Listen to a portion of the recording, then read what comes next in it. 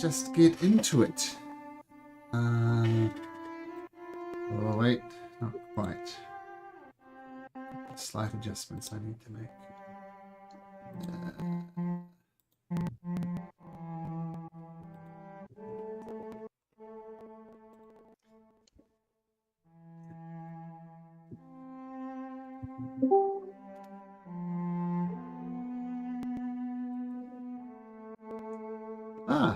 There is Pinky, right on time. How was the trick-or-treating? What fun, got a little bit colder than fill out a lots of bags. Lots of candy. Well, that's the main thing. Everything else is secondary. All right, so the whole gang's here. Wife is dealing with trick-or-treaters at the moment, so that's good. As I said before, welcome back, Chris. Welcome back, Raymond. Nice to have you back with us. Pinky, I'm going to choose you. What are we up to tonight, Pinky? What's been happening recently?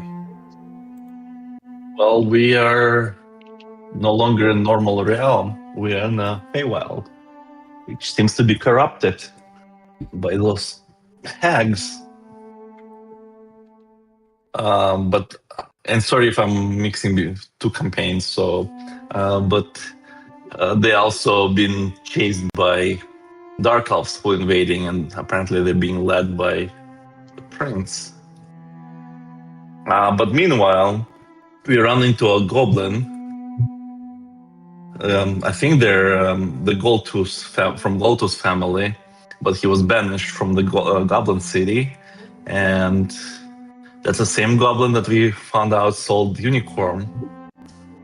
Mm-hmm. So it sounds like he kidnapped or did something with Kim's father, who's the genie. So right now we are kind of stuck in predicament because Kim is trying to force this goblin to release his father. Oh, and when we travel through the tree to get to this realm, we all had to give something up to get in here. Which we'll get to in a moment, both Igdamar and Ashana, whoever the hell Ashana is, but you'll meet Ashana in due time. So those who have been playing, what the hell are you doing here? What's the whole point of being in this Bleak Mire?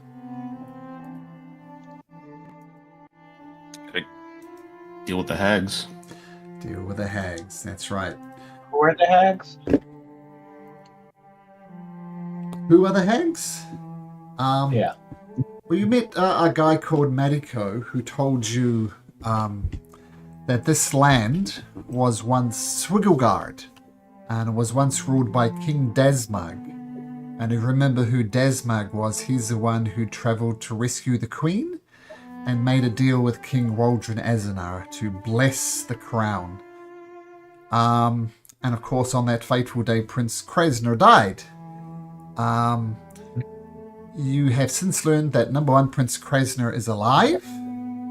Number two, the Matrons of Malice, as they have called, effectively slaughtered pretty much every Fey creature here. And for example, when you get over here to the Lake of the Blood, it's called the Lake of the Blood because there's literally thousands of dead Fey creatures there. Satyrs, fairies, centaurs, and the like. And so they've taken over the realm.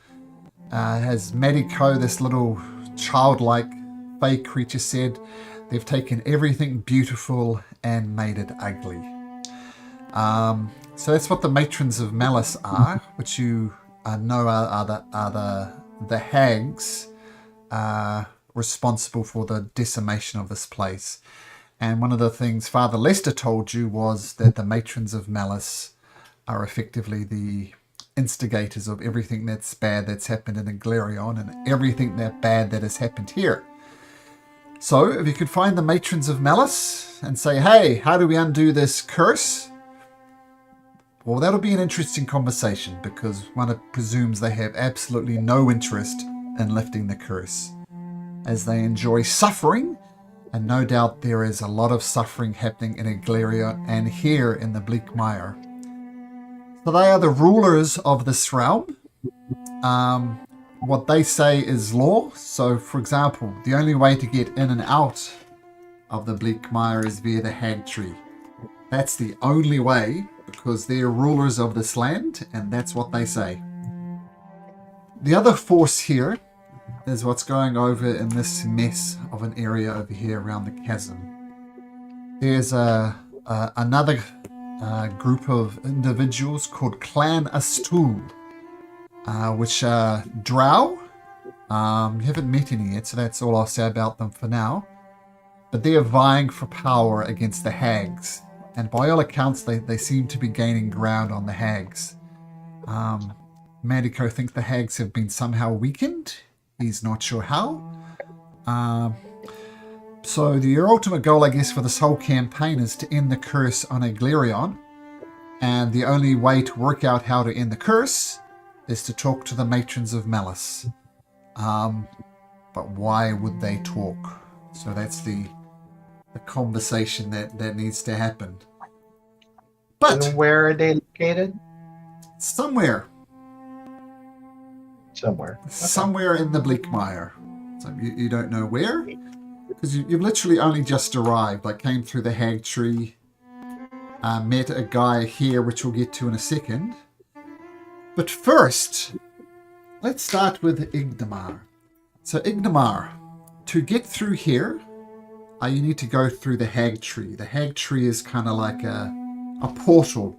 And when you're on the other side, on the Eglerian side, there is a little tunnel at the base of this tree. And you saw Skim go through, you saw Pinky go through, you saw Hjol go through. And now it's your turn, Igdamar. So Igdamar, if you'd be so kind as to go to voice channel 2 with me, please.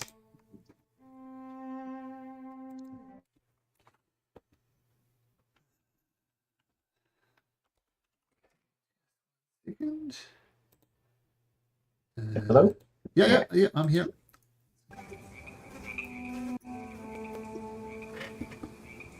Okay, so you crawl through the trunk of this tree, and it's blackness before you and blackness behind you. And then the voices, you start hearing voices echoing within the Hag Tree. It's like 1,000 voices, but each voice is just slightly out of sync with the other one, so it's a very eerie effect. Now I, Malcolm, as a human being, I can't talk in 1,000 voices at once, but just imagine. So Igdamar, you go through this tree and you hear a voice. Is it? Welcome. You are crossing through the plains.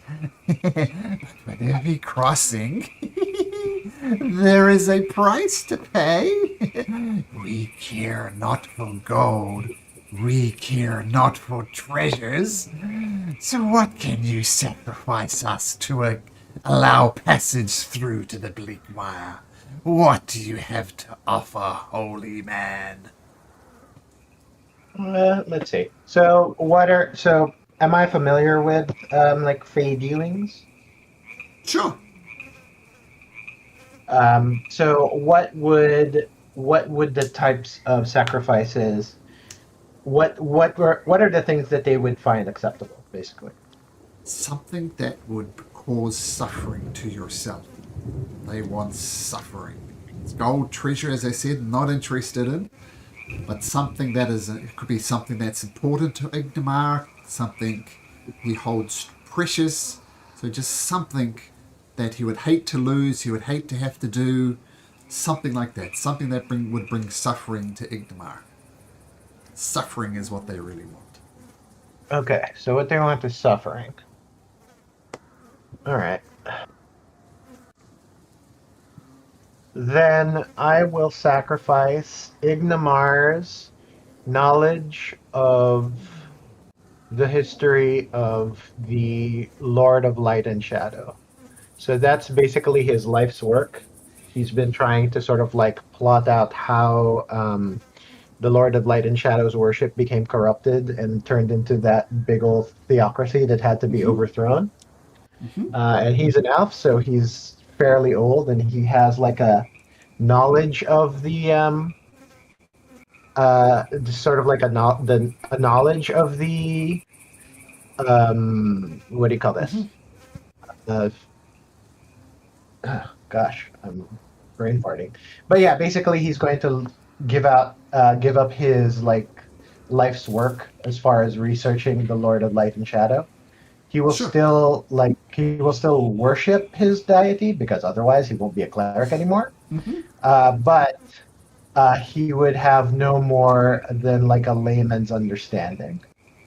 Okay, because Igmar's been quite open about his love and the faith of the Lord of Light and Darkness. Now Yeah. all it is just a name. Yeah. So I mean, he still like I think what's going to happen is he's still going to worship him, but sort of like, you know, just like common knowledge stuff. Like it's basically going from like a scholar of the Bible to just like a regular Christian, if that makes sense. That does make sense.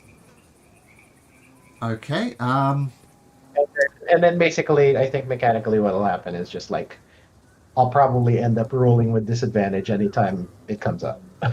Sure. Okay. That's fine. That is acceptable. Mechanically, though, you need to lose 2 points in one of your strength, dexterity, constitution.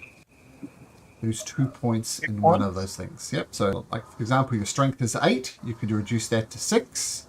Or your dexterity to 12, and so on. I guess my strength is going to be reduced to 6. 6, so that might come up as interesting. Okay, so the hags, the voices within the trees.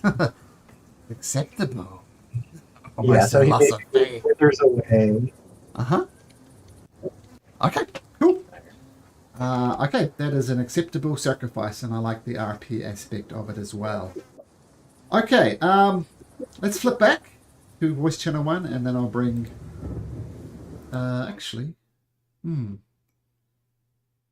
I'm just talking out loud here. Actually, Ashana, for reasons that you and I know, you don't actually need to go through the hag tree. So there we go. What's going on? Is that it? So you didn't want to give up something, so you made a whole new character? Is that what's going on? Okay, so Ashana, you won't be part of this next bit, as I explained to you as we've been chatting throughout the day. Yep, no worries. So where we left it, you met this guy called Frumbly Goldtooth, and he offered to craft magical potions for you, a magical thing. You just had to give him the supplies. But he also revealed that he's captured a genie, and Skim worked out that it is his father/patron, because for a while now Skim has been unable to do anything, any spells relating to his patron. Where we picked it up, Skim, you were going to attack this person. Is that still your plan? Yes. Okay, well, we better roll for some initiative. Well, I mean, I kind of started as a group, but I mean, does the group have any sort of opinions? I mean, obviously we'd allow. I mean, it doesn't look like you asked for our opinion when you attacked him, so. Yeah, you do you, Skim. You Yeah, need permission. All right, let's roll for initiative. All right.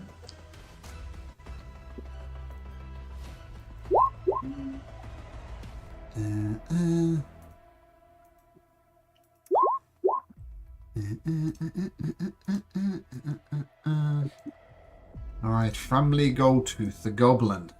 He needs to roll for initiative as well, of course. Come here, Frumbly. There we go. Oh, look at that. That's a good start. So things were getting tense. So I'm going to say no one was surprised or not surprised. Brumbly is quickest to the mark, maybe having predicted this. And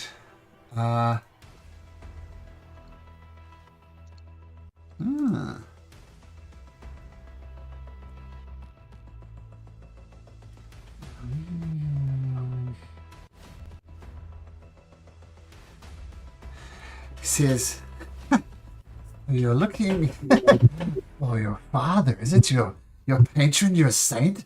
You don't like that he is captured? Oh, you need to search for him, not here, but in King Desmag's court. Can everybody make me a wisdom saving throw, please? Is he casting a spell? He is. I'm going to attempt to counter spell. Okay. Remind me how counterspell works in 5th edition? He has to make a con save. Oh, I see. Okay. DC. Oh, okay, cool. So con save DC 17. Let me just check. Let's have advantage on this. It's wisdom. 17. All right. He makes it. So let's go through these wisdom saves. Igmar? Nope. Skim? Is it against the nope. charm or frighten? I think it is actually, but let me double check. No, it doesn't matter because I use my reaction, so let's just use a luck point for that. Okay, well, this, yeah. Okay, well, shit. I think that is fails all around. So sorry, you said it was a charm or frighten? I did.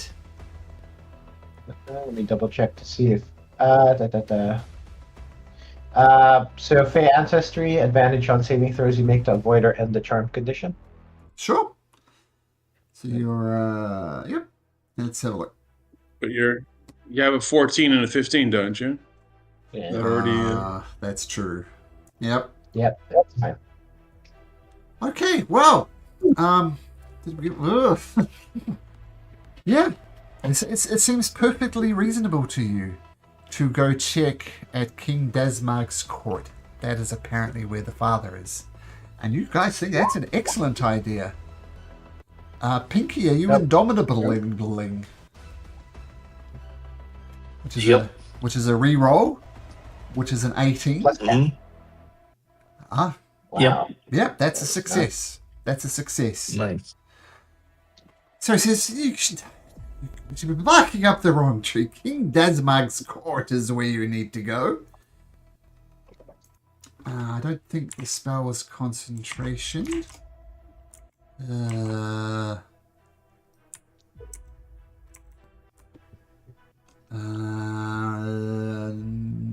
Nope.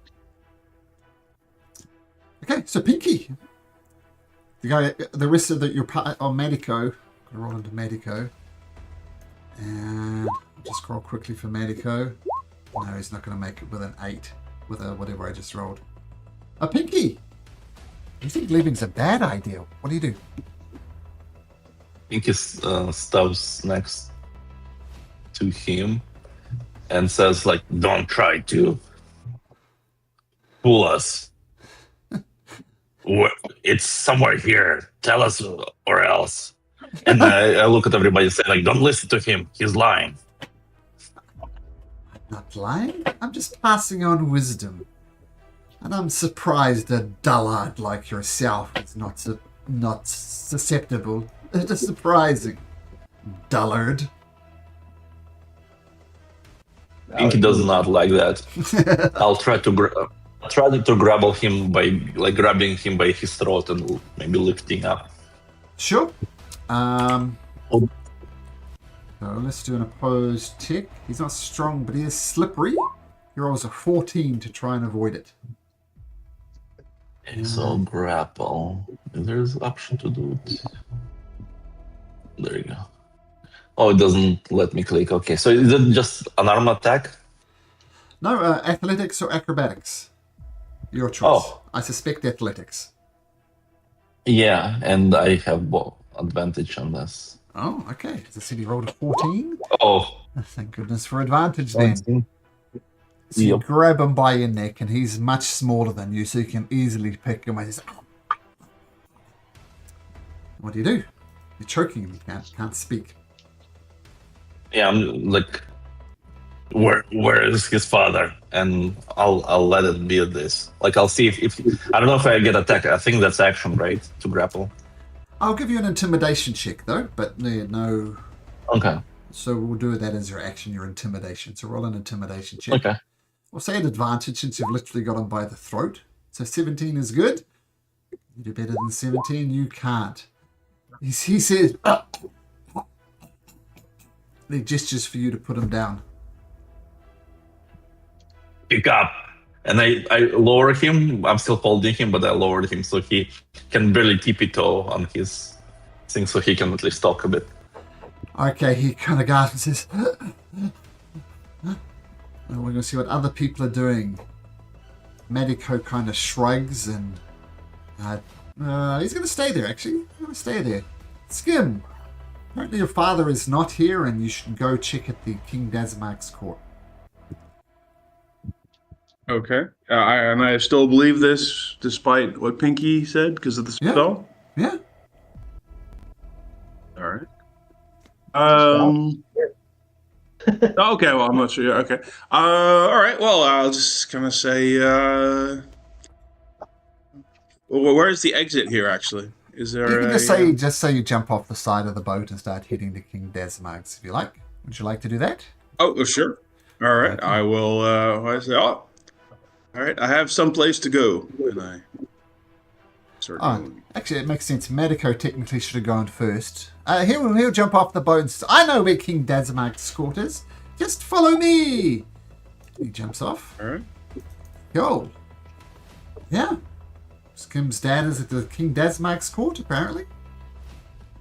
Yeah, Pinky, this ain't the place, man. It's not here. I don't think this guy doesn't know.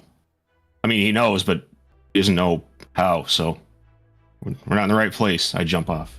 All right. Igdamar? Why are you even threatening that guy? He told us where we need to go, and then I'm also going to jump off. Okay. Okay. What does this do?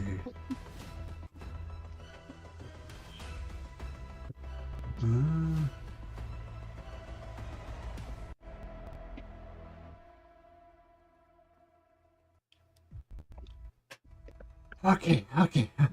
Look, let's oh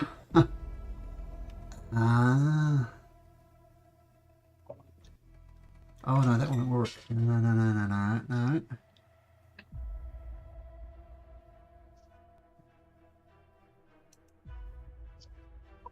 Set.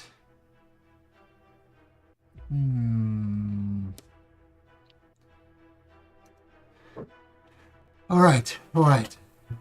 Fair enough. I'll tell you. Make it was charisma saving throw, Pinky.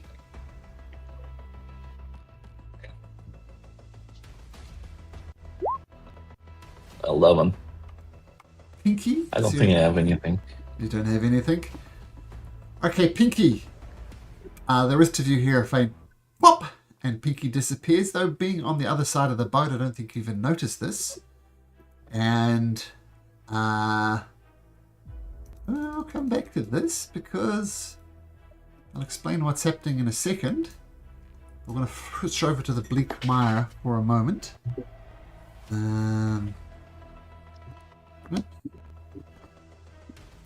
Okay.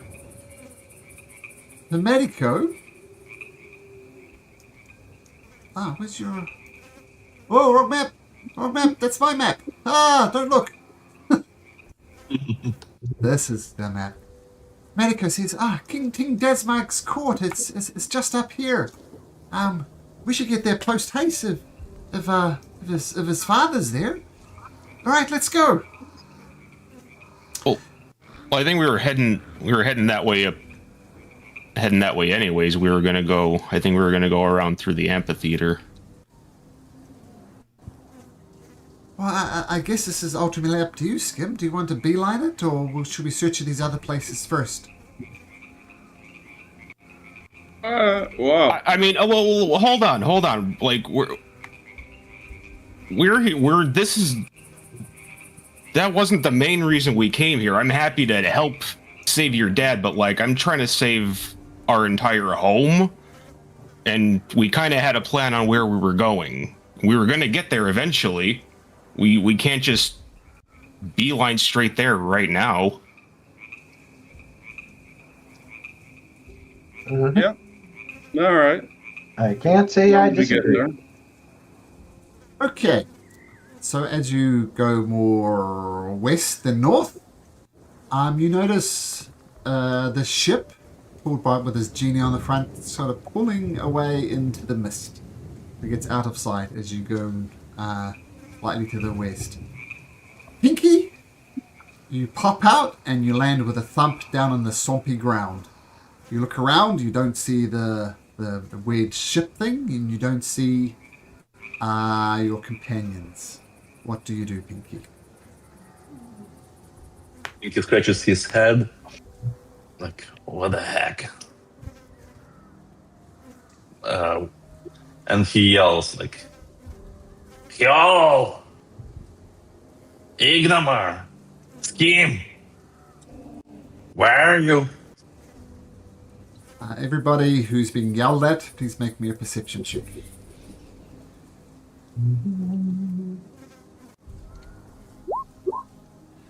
Sure, you don't hear anything. Ignamar, great ears. You hear Pinky yelling from a distance. Not outside, because this is a swampy area, swamp gases, all that type of stuff. Guys. I'm hearing Pinky. He must have been... I know he was talking to that goblin, but now I can hear him from, like, that away. Well, let's go get him. Yep. Maybe ask him why he was threatening that goblin guy, but alright.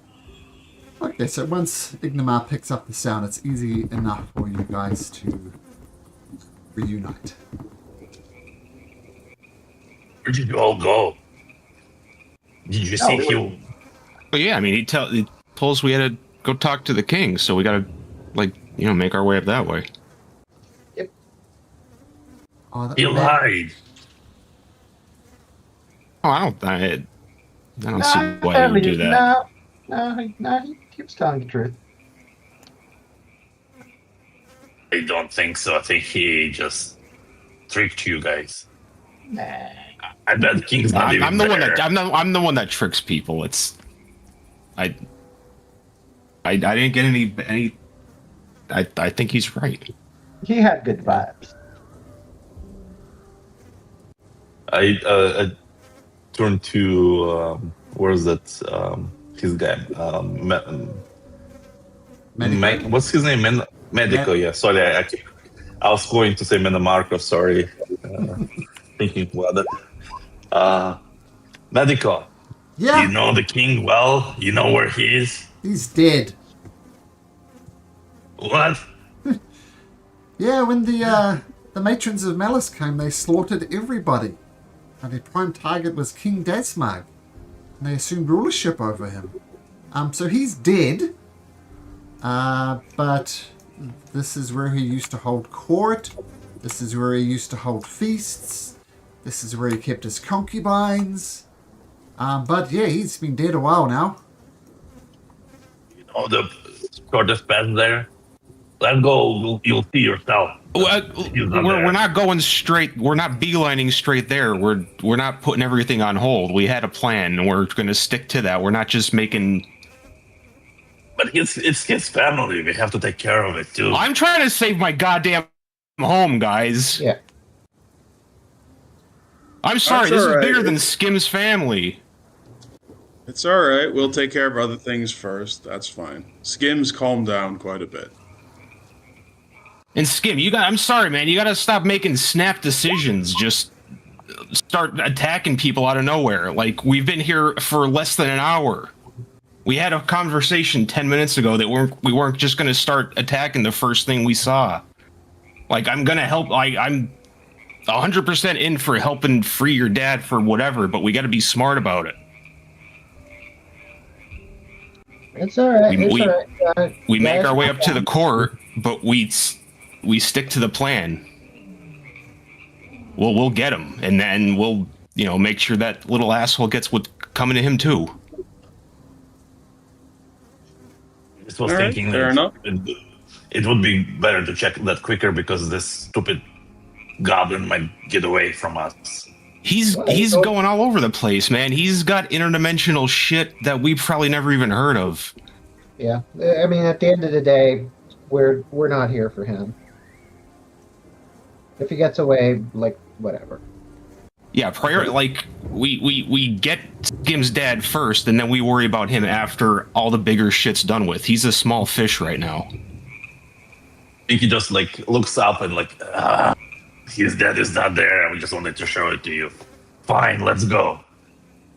Lead on. Where's that little puny guy?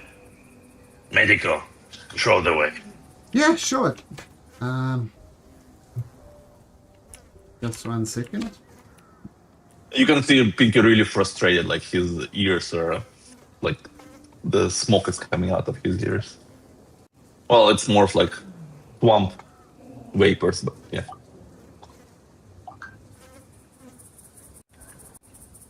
Okay. So So we're going to leaving Meriden behind, leaving the hag tree behind. Sounds like you're going to the amphitheater of horror. Can everybody make me a perception check, please?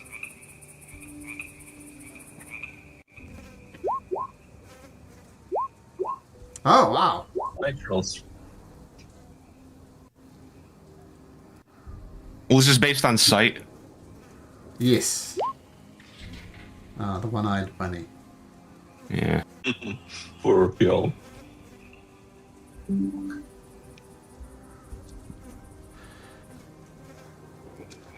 Okay. So, was that an advantage for reasons, Ignimo? No. I mean, it's no. No, so it's a 23 in other words. Yep.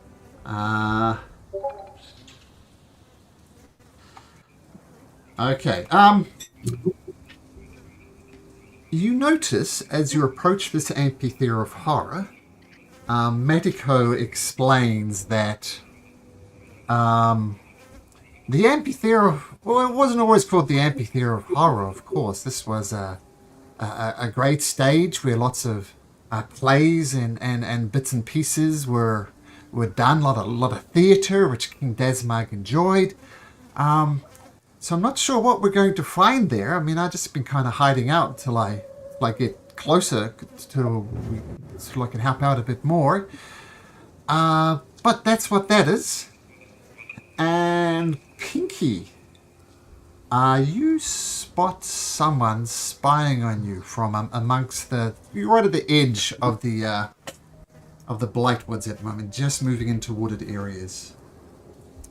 And you see someone watching you.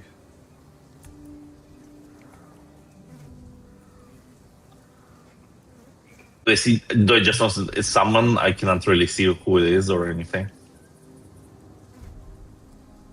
It's someone watching you, thinking they're not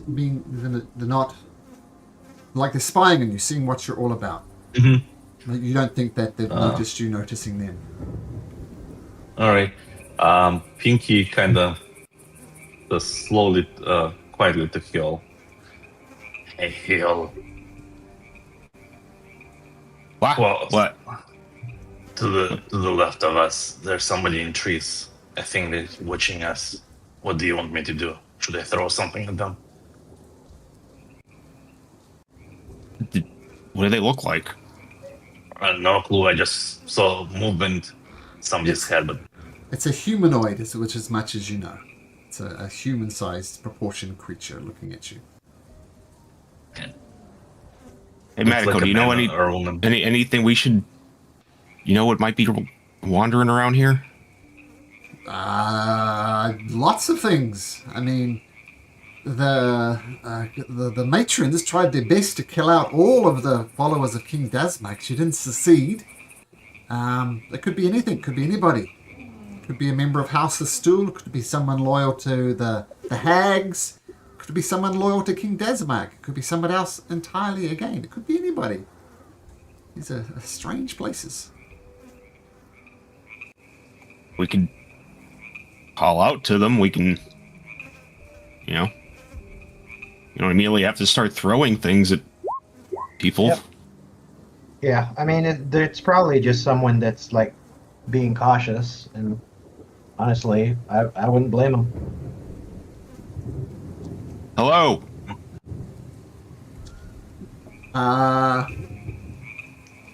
Yeah, we might just wait for Ashana to get back from putting smoked liquid in the fogger. Let's wait for that.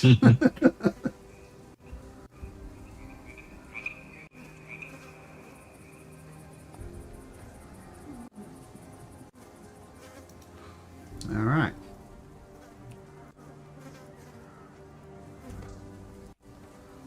I guess I'm like, you could ritual cast like as we're just walking, right? Like we don't have to be sitting and doing anything, or.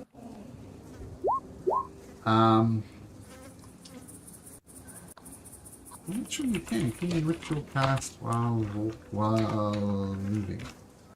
I don't think you can. Oh, you can move while casting a ritual, as long as you're not doing anything beyond that, like maybe Oh, okay. leaping. Yeah, I'll just ritual cast speak with animals. Sure.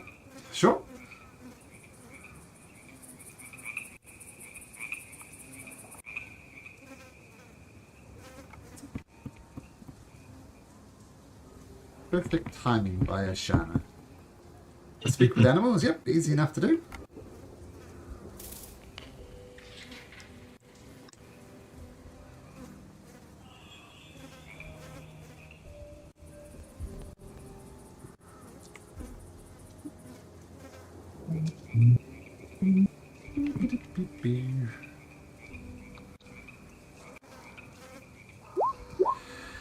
Okay, so they spot someone and they yell out, hello.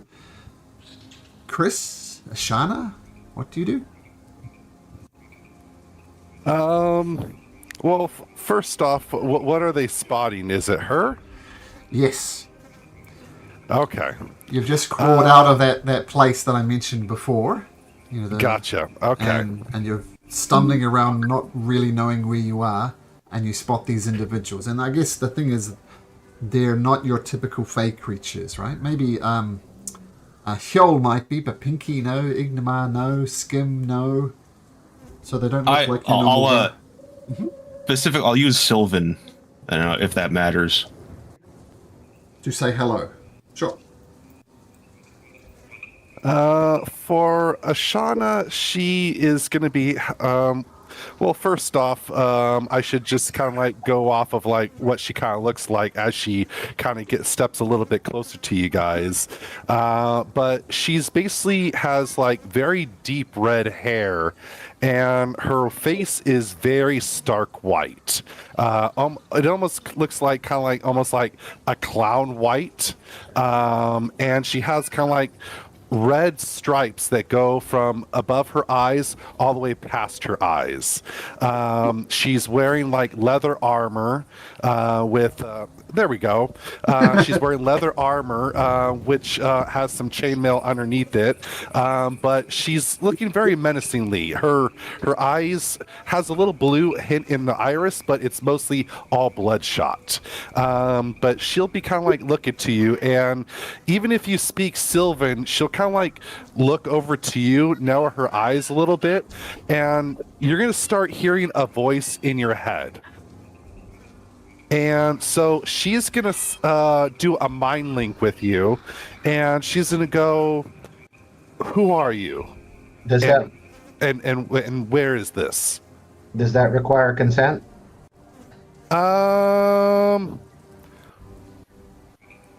It does not say, no.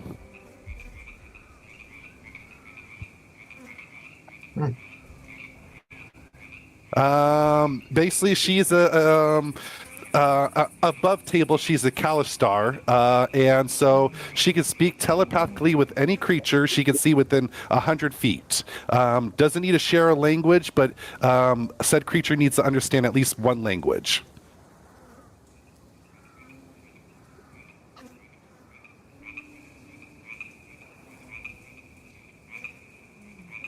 And who did she speak to?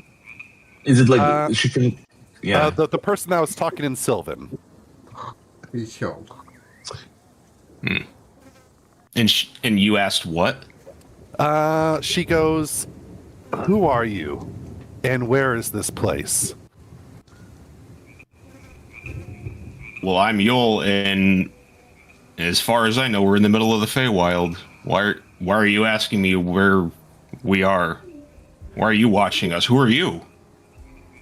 She'll kind of like look around the place, and she'll kind of like squint a little bit and kind of bring up a hand to her head and kind of rub her temples a little bit and go, my name is Ashana. I'm very foggy with where I was before now. But she'll kind of like look over to the rest of your companions, and she'll look back to you, Hyol, and go, "What is it that you're doing here?" I mean, We're searching for things. Why are you here and Yeah, watching who are us you? in the woods? There's a little give and take here. yeah. You can also come out. Like, we're not going to attack you or nothing. She'll kind of like rest a hand on her sword, but she'll kind of like slowly walk out. And as she's walking out, there'll be also something else with her as well. You'll see a skeleton, kind of like formally dressed up a little bit, will be following up behind her. But she'll come a little bit close to you guys, but still keep a hand on her hilt, and she'll stop the mind link, and she'll speak up openly to you all and go, I'm very foggy with my memory right now, but I don't know where I'm at currently. I just have bits and pieces that are pop in my head.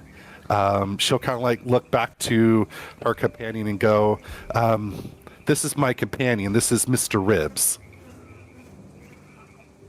And you'll see like her skeleton kind of like take off his top hat and give like a small bow. Are you sure that's your companion? I mean, you don't remember who you were I'd like with. to insight check this woman. Sure. What are you inciting? If she's actually doesn't know where she is, or if she's just full of shit. Sure. Why don't you privately roll a deception or persuasion, Ashana? And, because reveal if you're telling the truth or lying. If you privately roll it, I'll know. So privately roll. All right. How do I do that? I tell you what, just roll a d20 here. Like that. Oh, sorry. Slash R Okay. d10. And then add the modifier for persuasion or deception.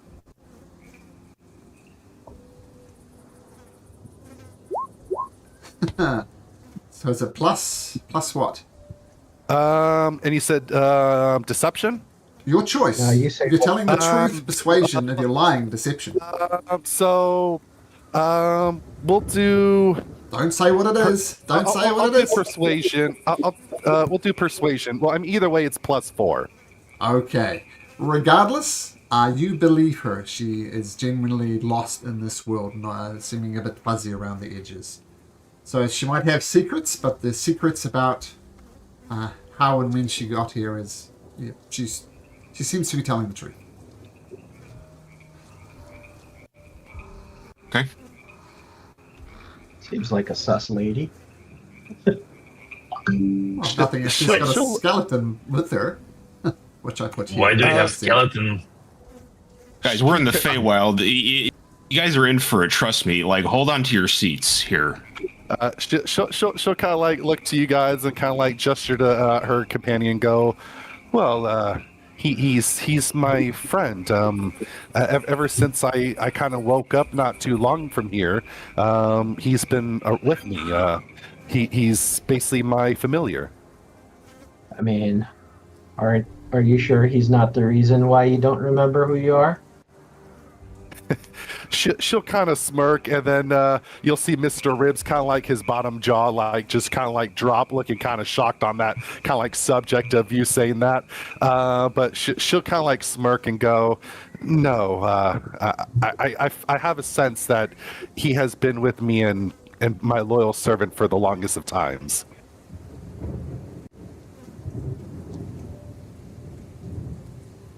It's usually evil. I don't know.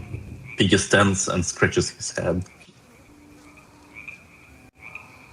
Yeah, I feel like as a worshiper of the Lord of Light and Shadow, I am religiously obligated to hate your guts, but I will set that aside for now because we are not in a great spot. So this is normal, and Piggy asks Kjol and points to the skeleton. Here. Weird is normal here. Like, we're gonna see some weird stuff, so, like, just don't immediately react horribly. I don't know. Everything's whatever. So I got it. So skeletons are good if I see like a bunny or something. Well, I mean, if it's not trying to kill us, then we're like, whatever. Like, we need all the help we can get right now. Okay. Well, what are you planning to do? I asked Ashana. She'll kind of look you guys over, and she'll kind of like turn her head kind of quickly, and it almost looks like she's kind of like listening to something or like thinking of something, and then she'll kind of like look back to you guys and go, "Well, I don't really have any plans or directions. I'm just trying to get my memory back if I can. But I do remember having a oath of trying to protect nature and the balance of it." And she'll kind of like hold up like a little talisman that she got when she was first became a paladin. And she'll kind of like look you guys over and go, "But if you are needing some help, I guess more the merrier." I Sure. will welcome it. I mean, do you know anything about what's going on around here at all? You'll see her. What do you know? I guess practically. You'll see her kind of like look to the side again, and you'll kind of see her like trying to concentrate and like try to like think of like what she might know, and then all of a sudden you'll see her kind of like wincing and like rubbing her temples again and go, I can't think of too much. I remember there being hags. I remember there being some fighting. And she'll kind of like shake her head and go, I'm sorry. It's hard right now." I mean, that's as long as you know about the hags. I really didn't want to have to like break that to you. She'll kind of like give a small nod and go, "No, I know about the hags, but there's something about them that's, I don't know. It's blocking me from trying to remember more." What you do remember, though, Ashana, is the last place you saw a hag. Like, you know, the matrons are three. There's Splinter, Tyke, and Blister. You remember, this is one of the things that I hinted at while we were talking, is that you know the last place. Whoops. What did I do? Change the map. Is you remember seeing Blister Not Tyke, not Splinter, but only Blister all the way up here, outside the Lake of Tar. The Witch Cave, correct? The Witch Cave, yep. But I just want to emphasize only Blister. And you know, the Matrons of Malice are 3, and there's only one. The larger one, shall we say. The big boned one. The big bone, jeez. So yeah, she'll some people share like the that, all right? information of where that one hag is, though. All right. Yeah, it seems like as good a place as any. Yeah. Medico, do you know anything about that place? No. I mean, the Matrons of Malice, I mean, they really screwed this place up, and no one quite knew where they were to take the battle to them. I mean, I've heard you guys wanting to talk to the Matrons and find out how to undo this curse on your land, but there's a bigger problem. Like during the war with King Dazmag, they were felled multiple times by powerful Fey entities, but they kept coming back like they had no fear of death. So I hate to be the bearer of bad news, but if you plan to like punch them in the face and say, hey, tell us how to end this curse, that's not going to work for them. The threat of violence is meaningless. So I'm not sure how you're going to get them to talk, because that's the default way, right? Violence, but yeah. We gotta find something to use against them. Yeah, exactly. That's my plan going away. I was just gonna smack them, but I guess not. Kill it. And Well, I look I mean, at the rest of the it- party and you.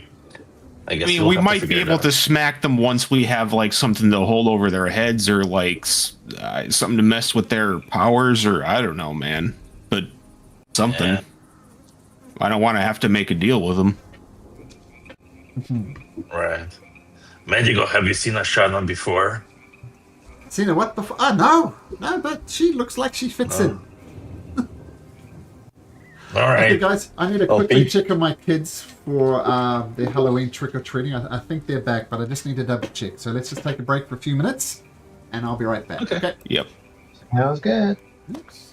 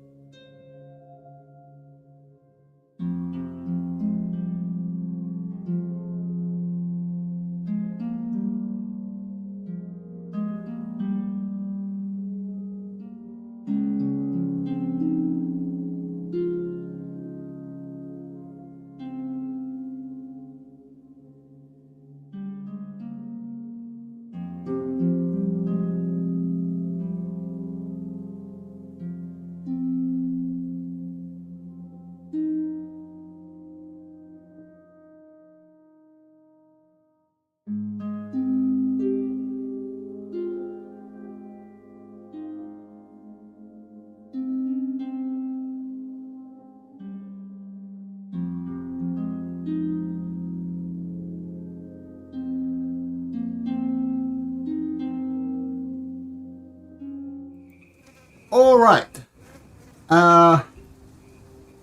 So I think we ended it with reluctance accept. Oh, well, Ashana just shared. She knows where the witch cave is and where Blister. Well, last place she saw Blister at the witch cave, and I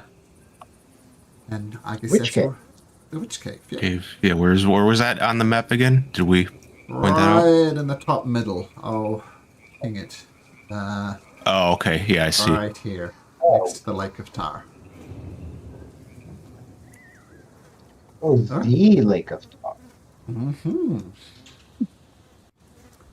You guys are down here. Do we know if there are dinosaurs there?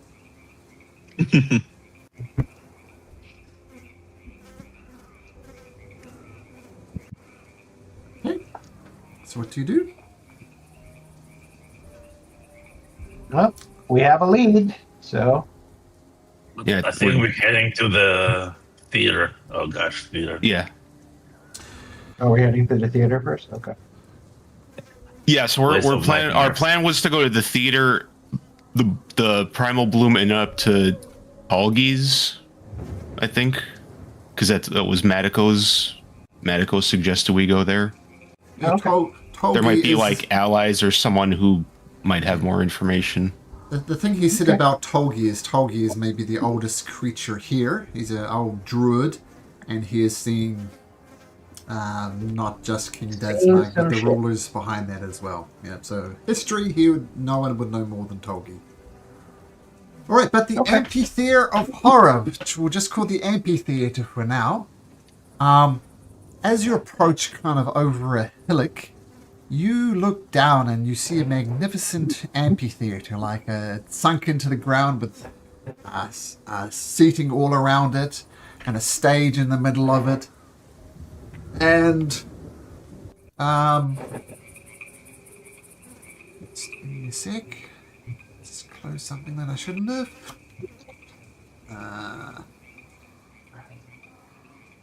Okay.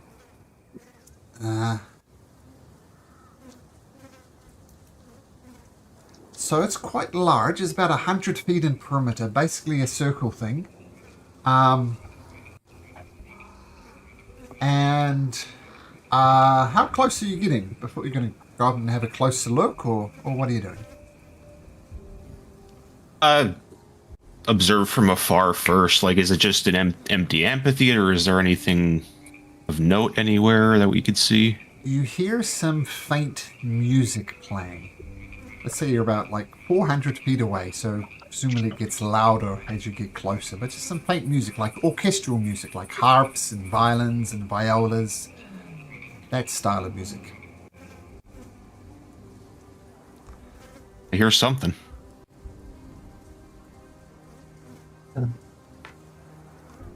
Don't make me sit and watch. Are they? You guys said that they might be allies, so maybe it's a good thing. Well, I don't know about here. There might be allies somewhere, but I just figured we might be worth checking out. All right, let's go check. Should we announce ourselves? I think we might. Let's just see what we see first. Okay. As you all approach, this is what you see. It's everybody there, Mr. Ribs, Ashana. Okay. Yeah, as you approach, you see the stage. And before, actually, everybody make me a wisdom saving throw, please. Yes, this is a charm effect. So those with a resistance. Do we get? I was here. Do we get the +4? Use that on myself. I would say not quite yet, since she's still trying to trust you guys. Sure. Maybe next time. Sure. Ignamar will remember. I'm just kidding.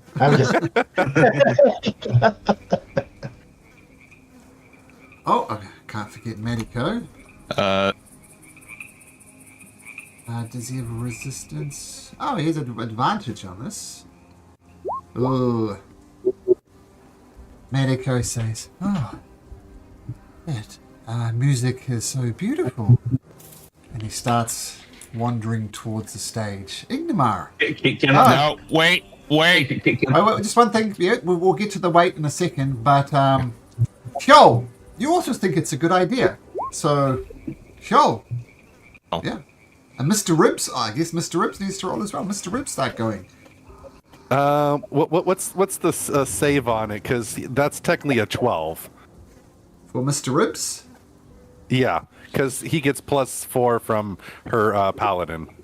Ah, yeah, no good. Okay, all right, just making sure. A 20 doesn't make it. Let's go through. Oh, I use my counter charm for myself to reroll with advantage. Oh, I see. Yep, so it's just Hyo and Mr. Ribs. Oh, no, sorry, Medico and Mr. Ribs. Ah, that's so beautiful. Mr. Ribs, I think your name was? Let's go check it out. Here, hold my hand. I'm not afraid of you. Does Mr. Ribs talk? He lets out little screeches. Okay. So Medico's holding Mr. Ribs' hand. No, that's so Wait. fast. Yeah, don't. We've seen something like this before. Don't go near it yet. It's gonna mess with you. Pinky wants to, as soon as they start so heading, Pinky wants to. Pinky wanted to try to grab them. I'm gonna try to telekinetically yank Madiko. Cool. And Pinky, what were you trying? Pinky still remembers what happened with him in the other realm that we're visiting. Sure. That's right right. down on the city. Yep. So he's like, this is not gonna went well, and he tries to grab both of them by like shoulder or something. Okay, well, let's do the telekinetic shove first. So Medico does get advantage on this, even though he's weak. Let's see what he rolls. Oh dear. 7. Good old 2. And I'll use an action to summon Mr. Ribs to her pocket dimension. Oh, so he vanishes off as a familiar. Yeah. You put Mr. Ribs in timeout. Okay. Pinky, let me go. There are ugly things here, but this is beautiful music. We should be embracing it. Let me go. It's a trick. They've done it to me before. Just hold on. Is the music actually good, or is it like it's good. Clearly charging? It's good. Now, I think you all would notice right here on the perimeter of the amphitheater, you see all these musical instruments, and if you look closely, they're built out of bone, they're built out of sinew, they're built out of stretched skin. They're instruments made from body parts. So you can take that into account at the moment. But Medico's struggling. Let me go. And he's going to try and pull away. Let me go. But he can't. Should I do it's for your own good. Yeah, you'll thank us in a little bit. Look, you guys don't understand. As I said, Medico's not getting away from you, Pinky, if you don't want them to. I tried to pick him up like a child, just put him on the shoulder, listen here, sit here, listen here. From here, it would be better. I'm not a child. My name is Medico. I'm a full-grown adult. I know I look like a child, but I'm no child. And I'm telling you that the hands made ugly things, make beautiful things ugly. And this music is beautiful, and I want to go listen to it. If you don't let me go, you're just like them, denying beauty in the world. You can listen to it from here. I want to get closer. Get closer once we'll get to it. Well, that's fine the same way. Screw you guys. And he teleports to the front of the stage using Dimension Door. Well, shit.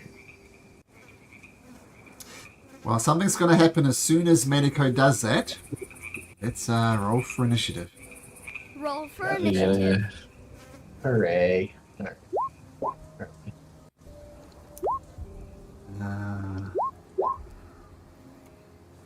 31. All right. Oh, wow. Nice. Okay. You are literally going 5 times faster than me. Oh, Skim, wow. Now roll a d20 for the instruments. Wow. Okay, so Skim, quick on, wait a sec. Yes, wow, 31. That's amazing, Skim. You get a cheer for that for your natural 20. So Skim, quicker than all of you. You get to go first, Skim, as you see Medico Dimension Door straight over to there. What do you do?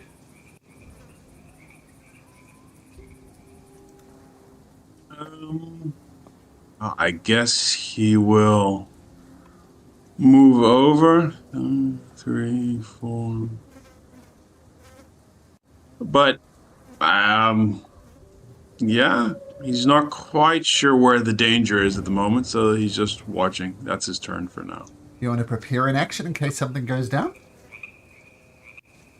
Well, right. No, I mean, there doesn't seem to be any reason for anything to go down. I think there's not. I mean, you Has did. has the music suddenly changed to sort of like No? fight music or no? Oh, Okay. no, but I do need to play No. fight music. Speaking of fight music, there we go. But the orchestra is playing pleasant tunes. Yeah. No, he's moved a bit closer just because it's very strange, but that's it. I mean, doesn't he know that like he was being ooga booga'd? Yeah, For lack of a you would see perfect- us like trying to prevent him from. But yeah. Yep, Skip. I mean, it's your character. Do you just want to hang back and see what's happening? You good? Well, he just moved forward a bit, but yeah, something's up, but he's not quite sure what it is yet. So it could be coming from anywhere. So Okay. yeah, no, so that's what it'll do for this turn. Several creatures come out of invisibility. Some spirits, and they look like they all rolled really well on their initiative. So these, they despite the artwork on these tokens, they look like patrons. Like, you go to the theater and you wear a tuxedo or a nice dress or something like that. They're like that. And one of them wanders over to Medico and says, "Are you enjoying the performance? The performance is ever so good. Why don't you stay a while and listen?" And comes out and gives him a warm hug. And electricity shoots through Medico's body. And will hit him. And he'll get like electricity. You see his hair stands up on end and he takes 5 points of lightning damage. As the next theater goer says, "Don't listen to him. Here, hold my hand. Let me take you to your seat." And the same thing coming out of invisibility. Medico just gets fried up, taking 9 points of lightning damage. Would a cutting words matter on that? Would a D10 matter? Yeah, it could. I'll try It to cutting does. words. Okay, so All I'll right. give him 7 hit points back, so that one misses. And the next one says, No. Yeah, I'll take you. Come over here to the best seats. And tries to hold Medico's hand. Just popping out of invisibility to advantage. An 18 will hit Medico again, and he takes 2 points of lightning damage. We'll remind you that NPCs do not get death saving throws. If Medico goes to 0 hit points, that's it. Short of a resurrection type spell. Joel!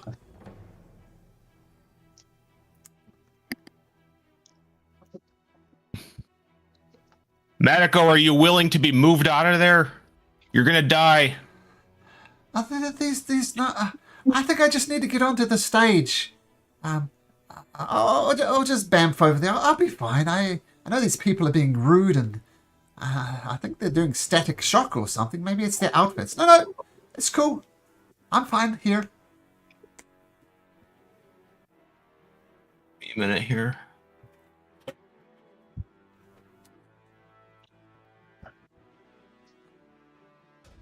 Just give me 1 second. I'm looking Sure. at something.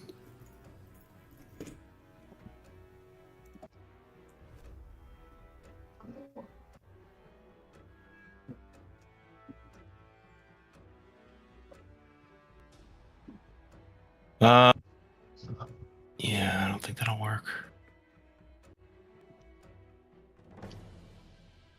All right. So I'm gonna go up here. I'm gonna cast Dispel Magic on him and try to dispel the whatever's. See if that'll dispel whatever's making him go to the stage. Ooh. Choose one.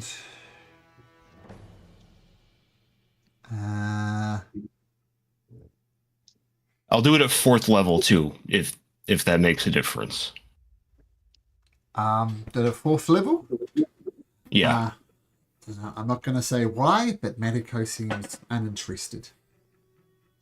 He's still wanting to go up on the stage.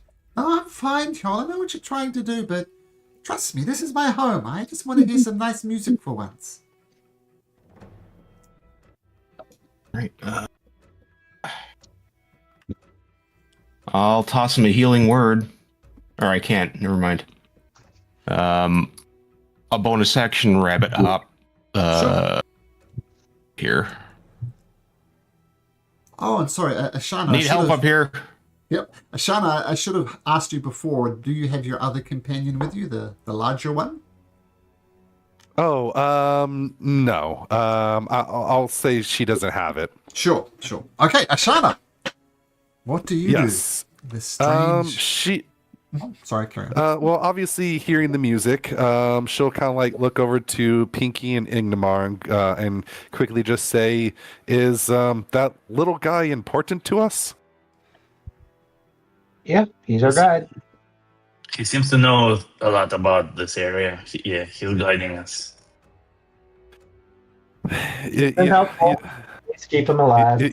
You'll kind of see like a little roll of her eyes and kind of give a sigh, but she'll start like marching her way towards the stage. So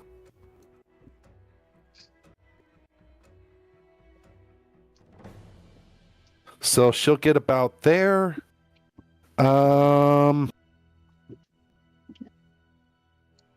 She's also going to... Let me just double check to see.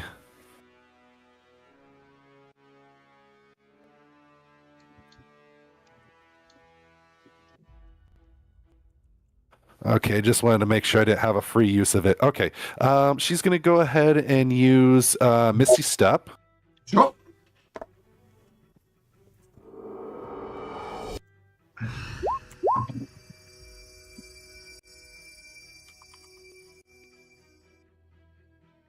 All right, let's see here. 30 feet.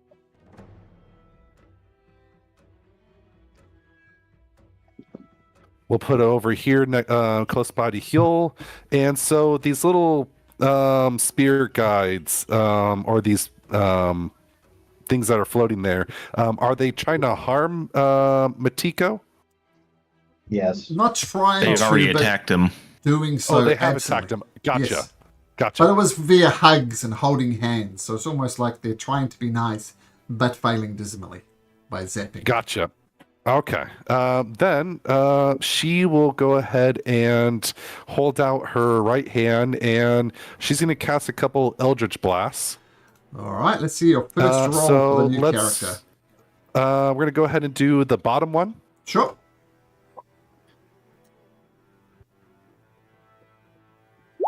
Dirty 20. Wow, dirty 20 is amazing. It misses. Oh, wow. Okay. What? We're going to do the second roll.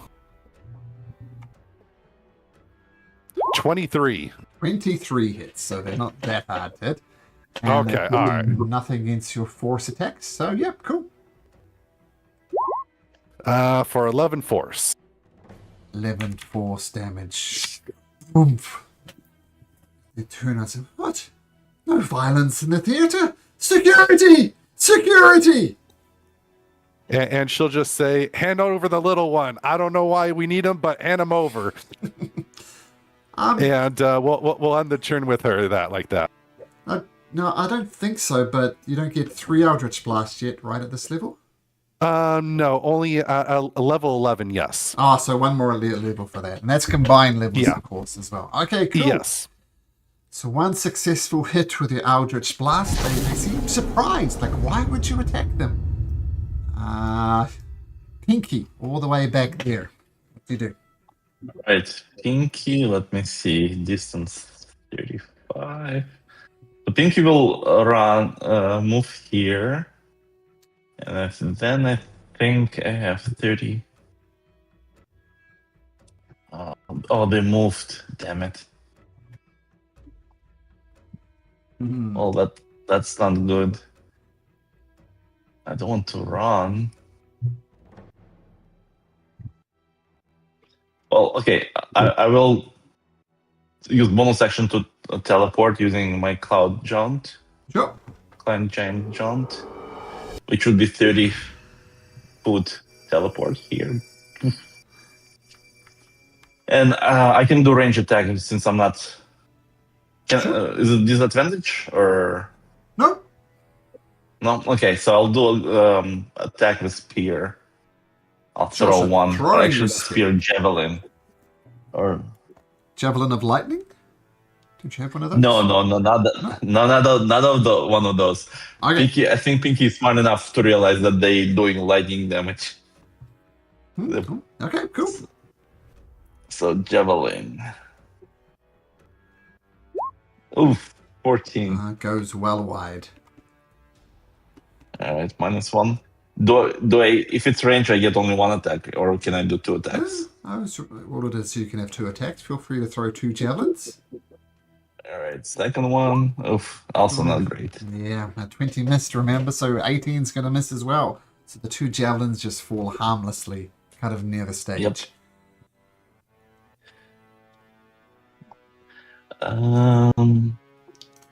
Well, since I have actual surge still available, I'll do action surge then. Do you have javelins available, though? Let me double check.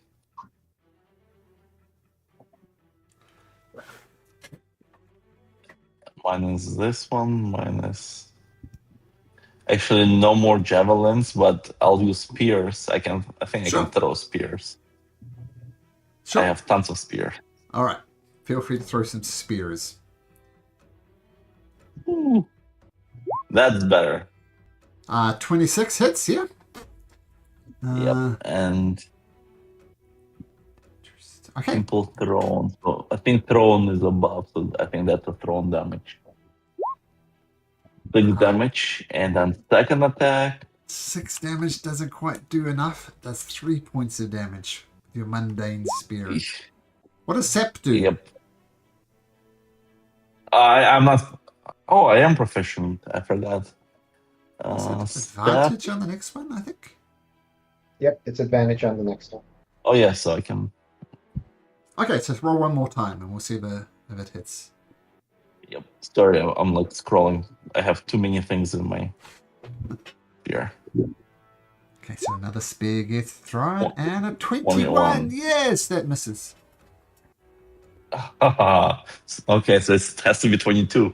I think. Yeah, it is 22. Yep. All right, that's all. Okay. Let me remove items so I don't use them later. Sorry, I'm talking to myself. I'm done. A creature appears next to you, Pinky, and it says, "I'm sorry. What part of no violence, no throwing things in the theatre? Naughty boy!" And she slaps your wrist. It's going to attack you at advantage as it came out of invisibility, and it rolls a 19, Pinky, which I think misses. Yep, it does miss. And she then holds your hand and says, "You need to calm down, friend. Just calm down." And make a Constitution saving throw, Pinky.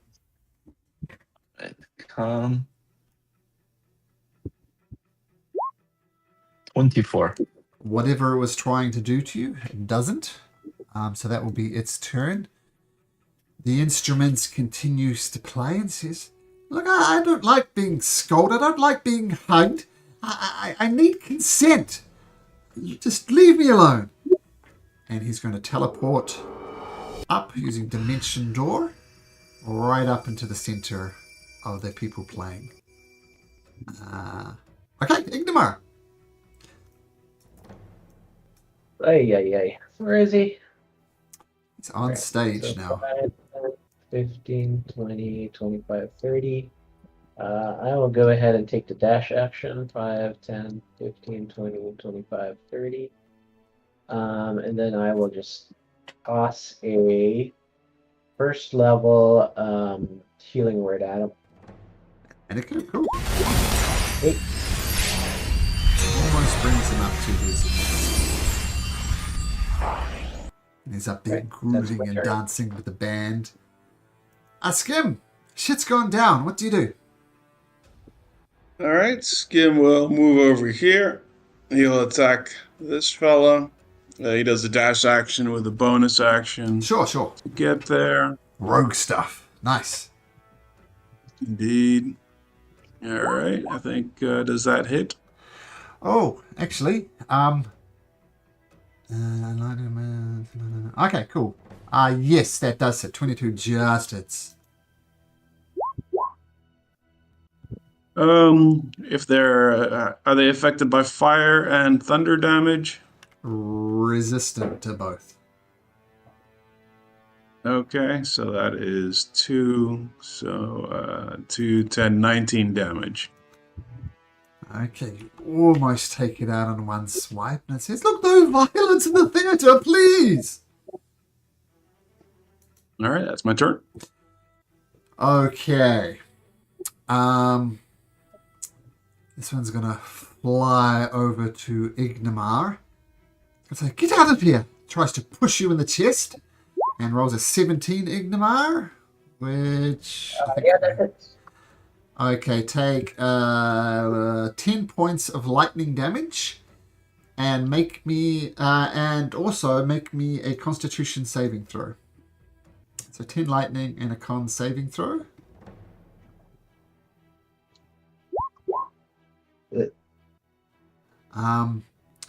It sucks some life out of you, and you lose. And you take an additional 8 points of necrotic damages. The shock that it hits you with really kicks in. It's consuming some of your life. Okay. That seems unhealthy. This one swings over to Skim and says, "That is my wife, you know, good sir. Unhand her, you cad!" And it's going to try and slap him. Skim is an 18 hit. No, not even close. Look, just unhand her, you cad! And make me a Constitution saving throw, please, Skim.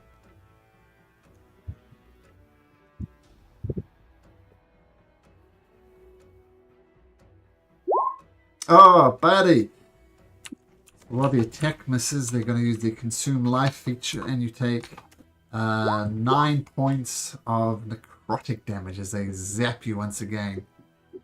right. This person is going to hover over to Ignamar. We must simply throw out these brutes. And it rolls a natural 20 against you, Ignamar. And you take 14 points of damage and a Constitution saving throw, please. So 14 and 11 is enough to resist the additional damage. This one will send over to Skim. That's my sister! Hands off her! And he goes to shock you again, Skim, rolling a natural 20 again. Alright, so 22 points of lightning damage, Skim, and a Constitution saving throw. Okay, I have resistance to lightning damage. So that's 11. Sure, yep, 11. And I was going to give you 13. advantage on this one as well with your resistance, but that passes. Anyway, so you're good. So 11 points of damage from a zap. Hell, the person you're trying to save doesn't want to be saved. What do you do? Yeah, I could see that. Let me see. Got a couple things I can try here. I'm going to go ahead and I'm going to measure something out. See what I can get here. Oh, that's just perfect right there. It's so like the black line is the radius, correct? It's not. That's right. It's not the purple, it's the black. Okay. Beautiful. Let's do a synaptic static right about there on all those things, including that violin up there. Sure, and what type of damage does it do? Psychic. Well, they're not immune to psychic, so that's good for you. I'll just lock Thank this down here for a second. So there's 4 of them in there, and if they save, they take half damage, right? Yes. Sorry, I didn't mean to roll that twice. I meant to throw up the thing. Sure. So I need 4. So it's the 23, unfortunately. Well, this one, if it saves, not going to work. Just blinks out of existence. This one's, if it saves, is still going to die. But the rest of them, well, the two remaining ones in there, so intelligence saving throws. Advantage on this. This one rolls a natural 20, so that'll take half. Next one rolls a 14. And the last one rolls an 8. So... Actually, this one isn't in it. There's just two of them. So I'm going to say this one here flips away. And the other one will take half of 23 in D&D terms is 11. And the Viola... just make sure... It's going to be a flat roll, so roll it like this. 2.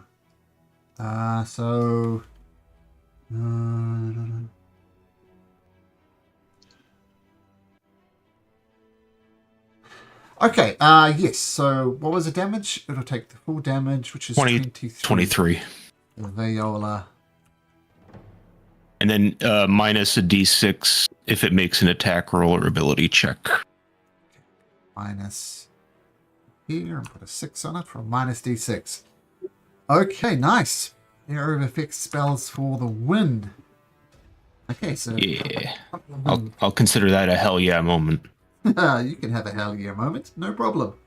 And then I'll also bonus action. I will toss a bardic inspiration to Ashana. All right, new allies, Ashana.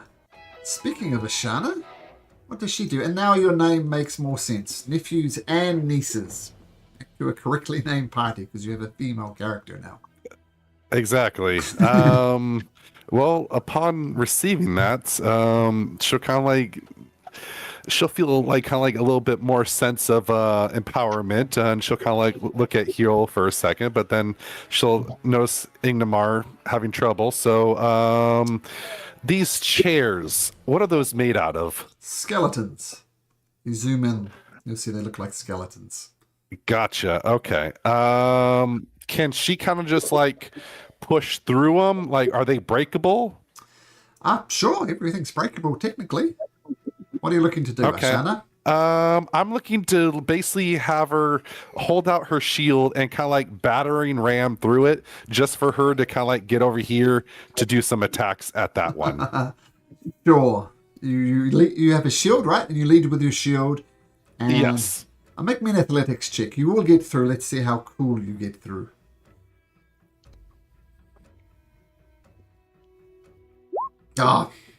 Bone fragments scatter around. Ingmar has to close his eyes to prevent being blinded. But you just smash through the chairs, Ashana.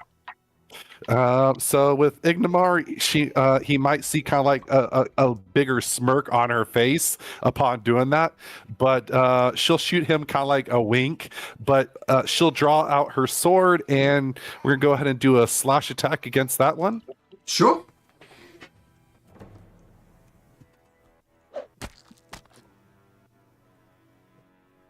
Natural 20. Oh, yes. They can't do much about that. Okay. So 11 slashing, and it is a magical And then I gotta double it, right? Well, put it this way. It has 11 hit points. So Okay, all right. goes away. Very cool. All right. And then she'll kind of like give a small little nudge to Ingmar with her elbow and go, "Don't mention it." And she'll kind of like keep on like marching towards the stage. How high up is the stage? 10 feet. So there'll be rolls required to get up there. All right. Yeah, we'll go ahead and get over here. So let me just quickly take a measurement. Okay. Can I do a roll to get on top of the stage? And basically that would be my whole movement. Sure. Athletics 15. If you did it from over here, athletics 10. Did it over here, athletics 5. So you're picking the hardest spot. But, yep, go for it. Athletics check. Try and grab hold. Oh, you grab hold of it, but your fingers slip off. And it's almost designed to prevent people like you climbing onto the stage. You're inspired. Oh, yeah, that's, that's true. true. It's a D10. D10 Oh, now. Yeah, let's do it then. Okay, so you'll need a 3. Ah, no problem. Boom, up on the stage. All right, and yeah, she can't really reach him from there, so we'll just end the turn there. All right, Pinky. Yeah, Right. the theatre goers are being culled. What do you do? How does Kim looks? Is he looking okay? You should see his hit point bar, but you don't. I You don't fix see it. that. It's There no, we it's not. Yeah, I wasn't showing. There we go. All right. Okay, he's not too bad. So then Pinky decides to go. He's like, stupid stages and theaters, and he heads over to the stage. You said I need to roll athletics or acrobatics to get to the Yep. stage. So I'm just fixing Skim's tokens so that won't happen again. Athletics 15 to pull yourself up. Okay. And it will cost 10 feet of movement to get up there as well. Yeah, no Oh, problem. 10? Yeah, because you have to climb up 10 feet. So 10 feet to climb up there. So Okay, just I remember- was here, right? Yeah, you were there. Just want to make sure I have enough. So that's 20. I'll say 30. Yeah, I think I'll be right. 30 Yeah, will you'd be get you there. next to Shauna, basically. Yeah, even Yeah. better. I'll say 30 gets you there. So yeah, then I'll just get my maul now out and smack this thing, the instrument. Sure. Roll to hit. Right. That 25. that hits, yep. 11 points of damage. Okay, you crack it open and it, rather disturbingly the viola bleeds a little bit. Okay. I'll swing again. That one hits. 22. These are so much easier to hit than the other ones. And I'll, even I'll without the reroll. Oh, it kills it? 12 is enough, so it just collapses and bleeds out. Alright. I think I can move it as a bonus action because I killed something. Let me make sure. I have too many spells. Yeah, after. I cannot attack. It's too far. Okay, never mind. It was attack with bonus action, but I cannot since it's Okay. too far. All right, that would be it. Okay. Oops. Okay. The viola and the violin rather and the drum come over next to Pinky, and they're both going to attack you, Pinky. Hopefully I got this set up right.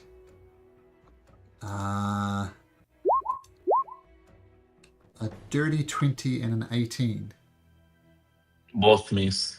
Actually, not dirty 20. I did not activate shield, so dirty 20 lands. Okay, you take 19 points of bludgeoning damage. It's almost maximum as it thumps onto you. And then the trumpet and the harp are going to go for Medico. So this 17 is going to hit Medico. Cutting words. Okay. 17 at the moment, so that one misses, but the 15 will still hit. And Medico will survive this attack by taking 15 points of damage. That pretty much halves him as he's getting attacked by this music. And as he's attacked by the music, the thing that he was worshiping, he says, "What the hell? Get me out of here, guys! Oh my god, that's all on me! What do I do? What do I do? What do I do?" And he... Yep. I can get you out. Just hang tight. Just keep yourself alive. Okay. I trust you, Joel. And he's going to take the dodge action, because why not? And he stays there. Ignomar.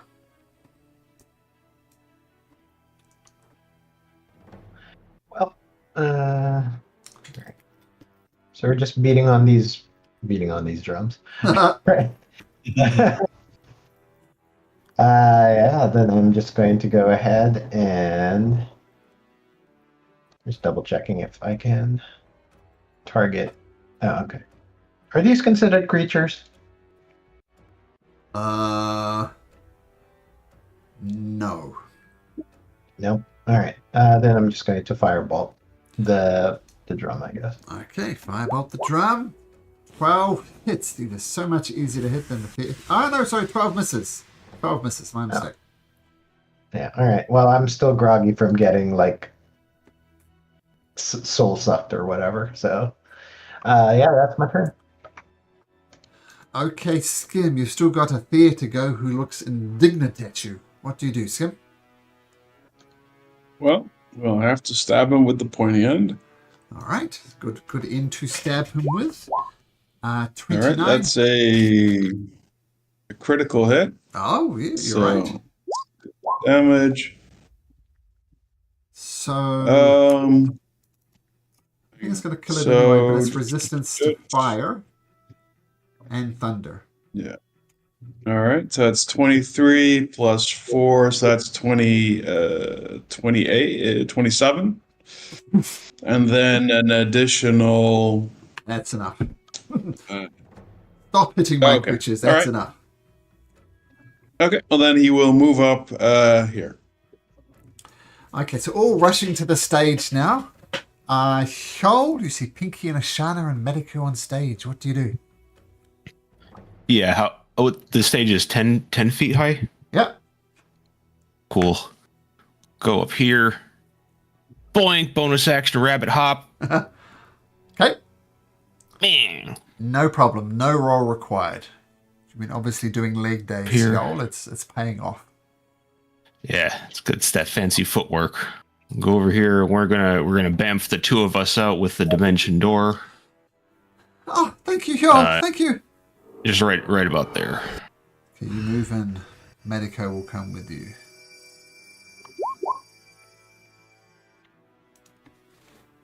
And then bonus action inspiration for Pinky.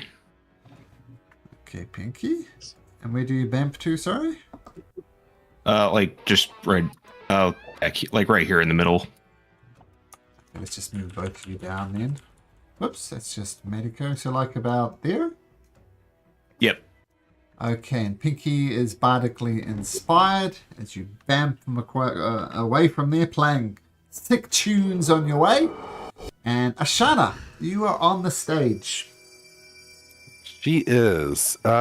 She is gonna kind of like charge ahead, all the while yelling, "This music is garbage!" And she will go ahead and start stabbing at the drum. But before that, let's use a bonus action, and she's gonna cast Divine Smite. Oh, nice. Sorry, I didn't mean the roll for that damage. I was just trying to get the spell slot.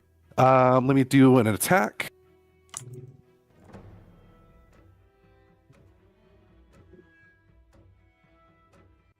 Natural 20. Oh, right. Well, we can roll some more radiant damage then.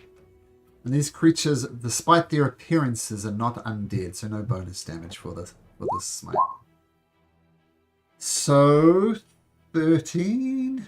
You got to roll 3 more d8. Plus with the 10. I mean, is it taken down with 23 damage, or do I need to roll more? You need to roll more. Okay, all right. You still got another 3d8 on this because your longsword only rolled 1d8, and you get 2 extra d8 for the critical, so an extra 3d8. So roll 3d8, and we'll see if that finishes it off. Okay. Well, that was. I got you 2 more, so 1 more. But it's not with the modifier, so that is. It shows with my. I'm clicking on the actual damage of it. Yeah, but it's when you do the crit, you don't have the modifiers on it, so that's just another 8. Gotcha. Okay, gotcha. Yep. So I need to do it once more. Just we need 2 more d8 from the smite. Okay.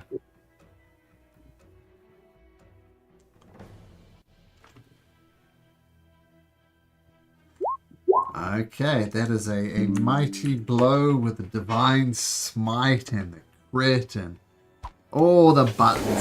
Natural It's a 20. hit, but it is still up. And I believe sap is advantage on your next attack, so feel free to attack again at advantage. All right.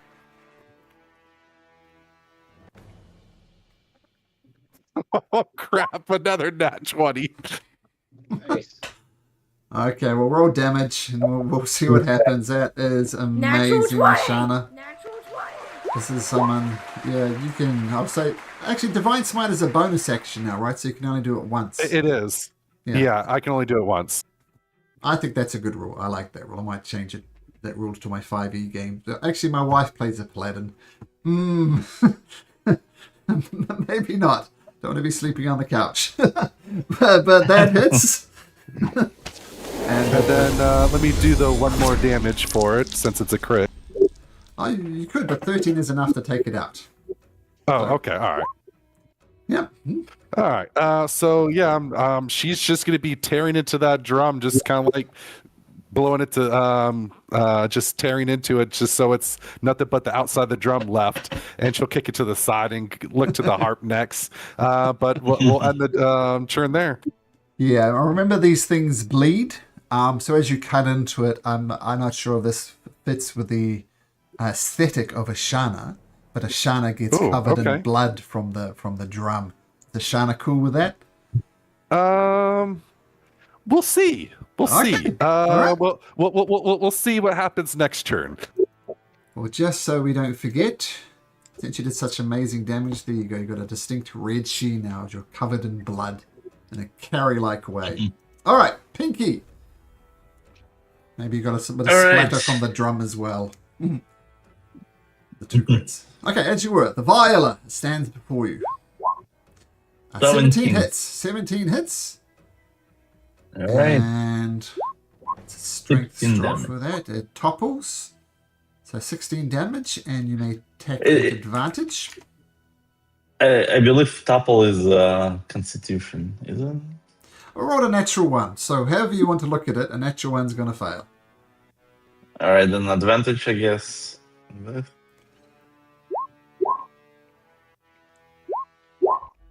19. 19 hits, yep. Actually, 19 for me is critical, I believe. 1 second, let's see. Oh, okay. Where is it? You're a champion with 19. Yeah, it's improved critical. All right. But you didn't roll a natural 19, you just rolled a 19 on the dice. Right? Oh, that's right. Yeah, no. that would be 19. Sorry. that would be OP if that was the case. Yeah, no, good catch. Sorry, I'm so tired. No problem. Not thinking straight. 17 though. Pinky is thinking straight though, as he does another 17 damage. Imagine you hit it on the side where the strings aren't on, and you kind of crush its case in a little bit. And once again, these instruments bleed. So, I guess I'm altogether. I think that's it. I already used action source, so hit twice. One was 16, and one was 17. So that's it. Not sure how to describe it, but the viola or the violin gets back to its feet because it's its turn.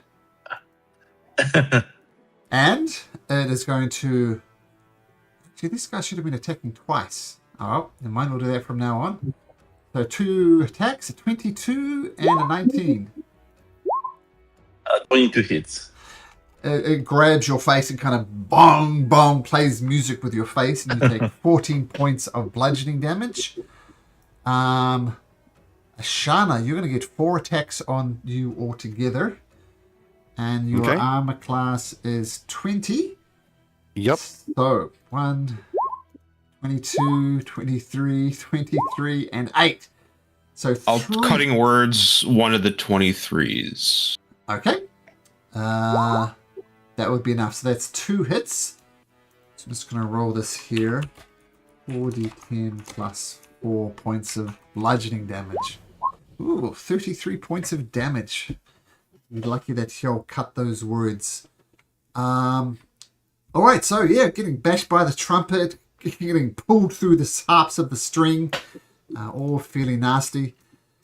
Medico is going to say, "Oh, I got to help in some ways. This guy saved me even though I didn't want it." Fires his slingshot and misses horribly. Oh well, Ignamar. Try. Great. Which of them has been hit more? The one next to Pinky. The one next to Pinky. All right. I'll firebolt that then. Boop, boop, boop. Ugh. Those things, as I said, these things are easy enough to hit. And Yep. that is in fact enough for it to burn up in flames. Pinky did do a crit on it, which softened it up, of course. And that one burns away. You smell burning flesh in your nostrils. Smells like chicken. Okay, Skim. At the side of the stage, your new companion, Ashana, is in a bit of trouble. What do you do? Skim is going to move over here. Do you make me an athletics check DC 15? You can. To get up on the stage.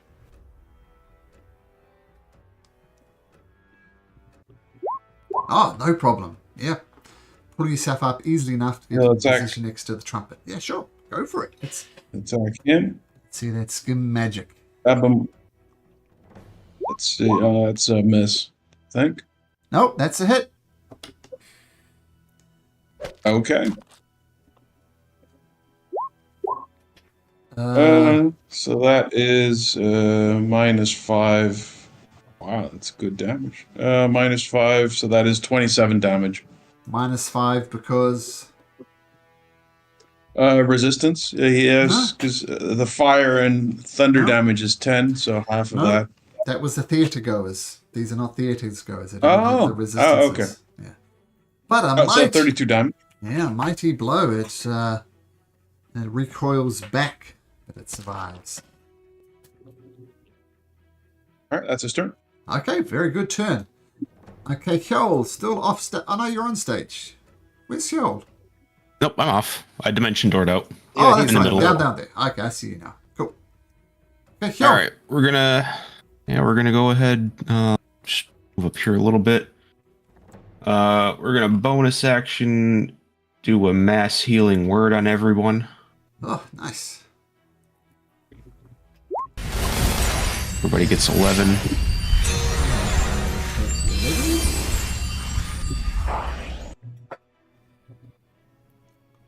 And either one looking particularly more damaged. They both. It'd be a toss-up between... the trumpet. Oh, you're It's the talking about the trumpet, yeah. Yeah, those two. Yeah, the instrument, the trumpet. Okay. Let's try to true strike that guy.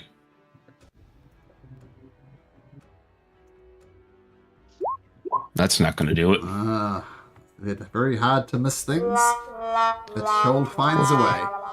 It goes limp every now and then. It happens. It happens to every guy. It's fine. It happens to every guy. Yeah, it's fine. It's the weirdest. Okay, Ashana, this little Harangon bunny. I shouldn't say bunny. Harangon. Kjol is not a rabbit. Kjol is a Harangon. This little Harangon heals you up as you're covered in the blood of the creatures. Intelligence check. Okay. I'm testing it for myself to see how she's handling things. Sure. So she's fine with the blood. She's going to continue attacking. So upon seeing Skim, she'll kind of like glance over to him and go, "Let me help out." She'll kind of like say to him, and then she'll slash out with her sword towards the trumpet. Sure.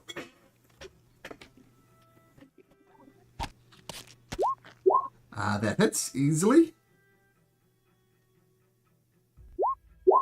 And the trumpet crumbles. And not as much blood this time, but it still does bleed out, leaving only the harp. She's going to add a little bit of flair.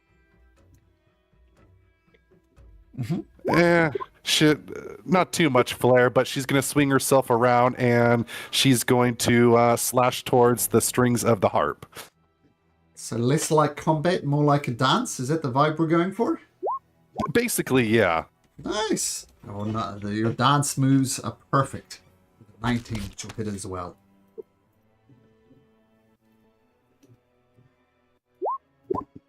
$13 points of slashing. Got it. Okay. And with that, she'll just hold up her shield and she'll wait for it to attack her. We'll end the turn there. Okay, cool. Pinky, this thing's getting ready to unload on Ashana. You could take it down this turn, then maybe that won't happen. But let's see what the dice gods say. Yep, Pinky steps right next to Ashana, says, let me see if I can finish it. And swings, problem. 16. Yep, that hits. And a All right. Constitution saving throw. Just roll a d20. That falls prone. 11 damage. What's the d6 for? I can reroll one of the dice, sure. so d6.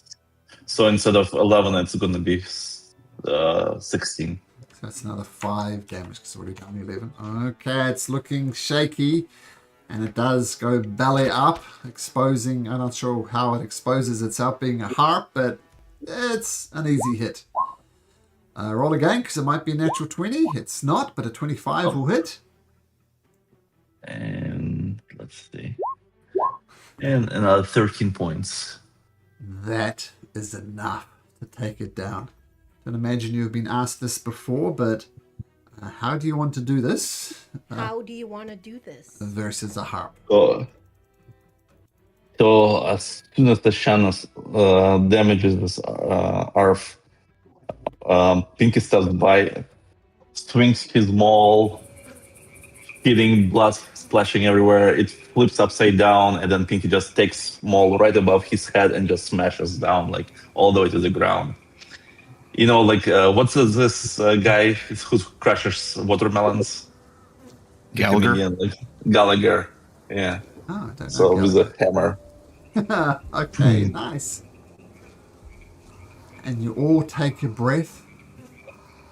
And Madiko looks confused and he's going to come up to Ignamar. Oh, Ignamar, I'm sorry. This is all my fault. And look, you're all hurt. And you look worst of all. This is all my fault. I'm so sorry. I should have listened. That could have happened to anyone. It's happened to us before. It's been the first time we've had some weird occurrence in a theater. Yeah, Pinky wipes the blood off his face and says, If like, I hate had tears. nickel every time we got charmed by musical instruments, I'd have 2 nickels, which isn't a lot, but it's happens once. Yeah. Yeah. Yeah. I was going to say something. What was I going to say? So Oh yeah, no, this is typical of what happens here in the Bleak Mire. I've said it before, and I'm going to say it again. The theatre was a beautiful place, but the matrons of Malice have made it ugly. I thought it was beautiful. I should have known better. This place has turned ugly, and I don't like it. Well, you know what? We're gonna fix this. I agree. This is the goddamn shame. Yeah, all right. So Medico says his piece. Gonna play some tunes on the piano, Skim. We look around and see if there's anything of note around here. Make a performance check, Skim.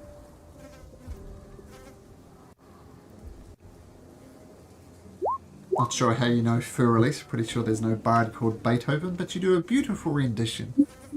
And Medico comes and sits next to you and says, thanks, Skim. That's the type of music I like. Thank you so much. Yeah, my pleasure. It's a good piano. I think there's some hope for this theater yet. Who knows? Well, I don't know. I know. Hjol, you know a bit of music, don't you? You bang the bongos and things like that. Yeah. And maybe, just maybe, when this is all over, let's form a band. We'll invite Renal as well, because you can't be leading a city all the time. And we'll have Medico, Skim, Hyo, and all of us. We'll play a tune here, okay? You guys promise? Absolutely. Sounds like a Sure. plan. All right. I know some people. We can put on something here. Oh, this. Well, this is what I keep saying. This is good. You guys are bringing beauty back to this place, and we'll have a song of celebration when this is all over. All right, so while Skim is playing and Medico is forming a band, what are the rest of you guys doing in here?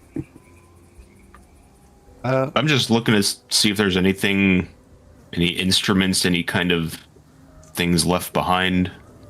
Apart from the organ that Skim is playing on, nothing much. I mean, the drums and stuff were made from bones and skin and spinal columns and sinews. It's Yeah, I'm glad on that. vile mockeries of musical instruments. What? They're all smashed, and Shana still wears the blood of the drum, I think it was? Yes. She will actually start collecting the bodies and kind of like piling up all the instrument bodies into like one place. And I'll have her take out her staff in order to use one charge to make a red rose grow from it. And she'll lay it upon the stack of bodies. Okay. So you're adding like a floral note to this with your staff? Yes. Okay. The flowers take root. We'll show you pile the bodies here because this is where I put them anyway. And That's fine, yeah. yeah. And we'll say the type of flowers and roses you grow actually. Isn't there a fertilizer called blood and bone? I think there's a fertilizer called that. So these flowers will flourish on the literal blood and bone. That works. And then with that, she'll look to the others and she'll just kind of like go, if you would all like some help, I can help you out. And she'll kind of like beckon Ignamar to come onto the stage, but she'll take 10 minutes while Skim is playing music with Matiko, and she'll work on casting. I'll have her work on casting Prayer of Healing. Is that the 2d6 per round one? No, this is just 10 minutes of casting, and everyone gets 2d8. Oh, okay, Yep, cool. and the benefits of a short rest. Yes. Okay, do you want to roll that 2d8 for everyone, Ashana? Yep. It's slightly odd to watch this slightly disturbing woman covered in blood do a prayer, but who says no to 6 hit points? I mean, I'll take a short rest. That's cool. Oops. So so 6 points to everybody, and then short rest. Nice. Very, very good. Ashana, you're just chilling with this blood on you? You're cool? She is going to wipe it off, if possible. Sure. Takes a while. All right, I would normally have something for that, but for some reason I forgot how to use it.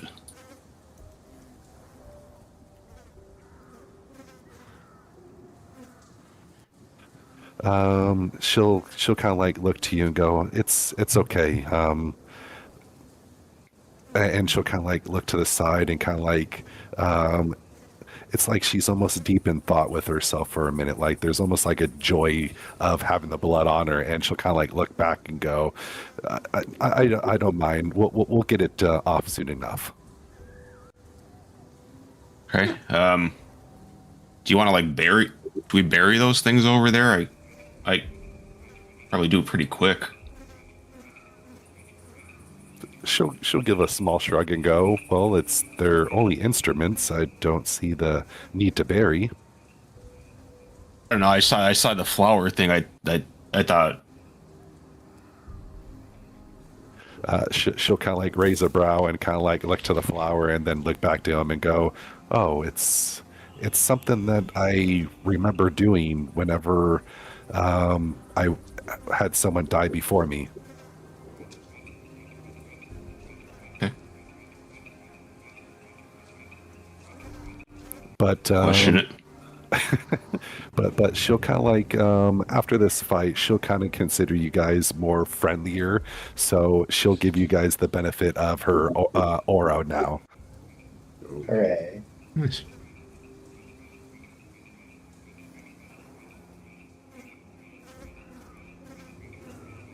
Okay, just a second, just...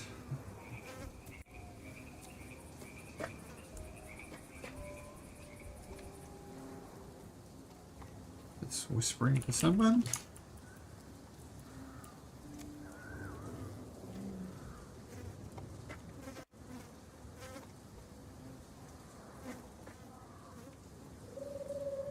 Okay, so you take a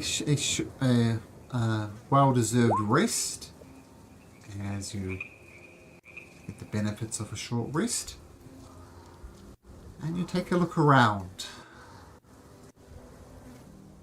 Just as a reminder, guys, and to mention what Madiko told you for the benefits of Ashana and Ignamar, the primal bloom Madiko mentions is strangely unaffected by the rot that has got in this lands.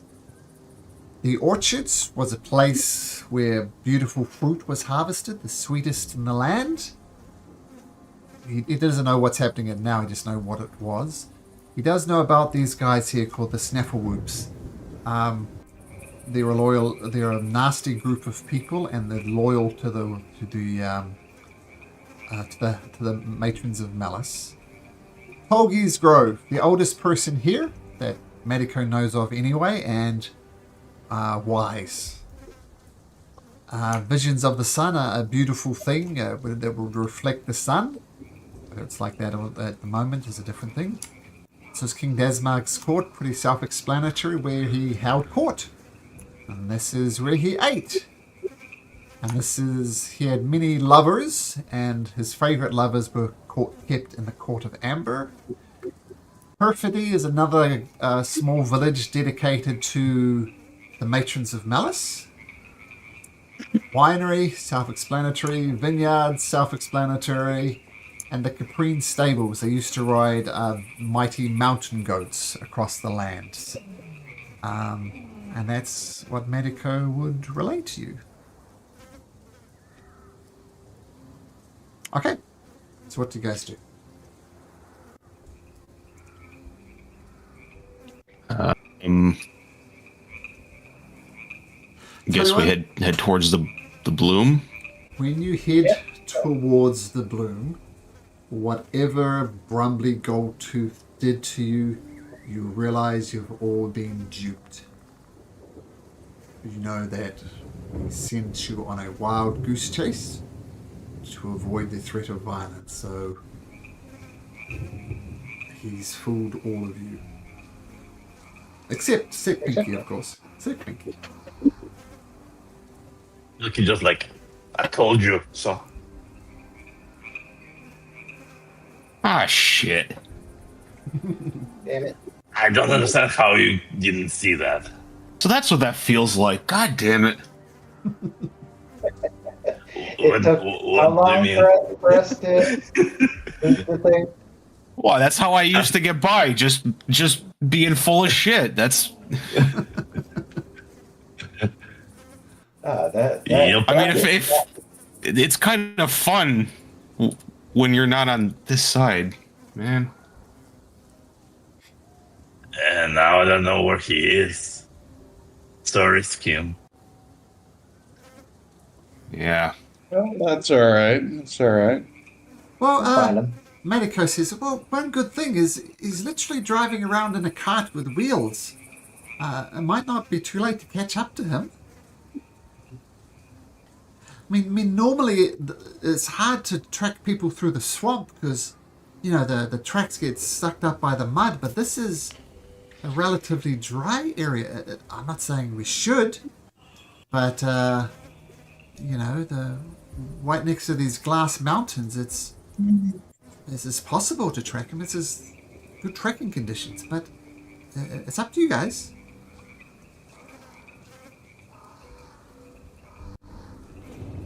Not for really anything. I respect trying to help family, but I Yeah. know Well, I you mean, always. we'll bump into him at some point, right? Let's just finish every. You know, we wanted to go up into the Blight Woods and check all these places out, so let's do that first. Right. We'll come across him eventually, I feel like. All right. Well, Medico says, "Well, if you're comfortable with that, Skim, no problem." So where are we heading to next? Primal Bloom? Yeah. Yeah.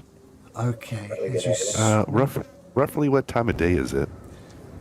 It's roughly, well, time is a bit fuzzy here, but it would be time for a short rest. For a long rest. We'll put it that way.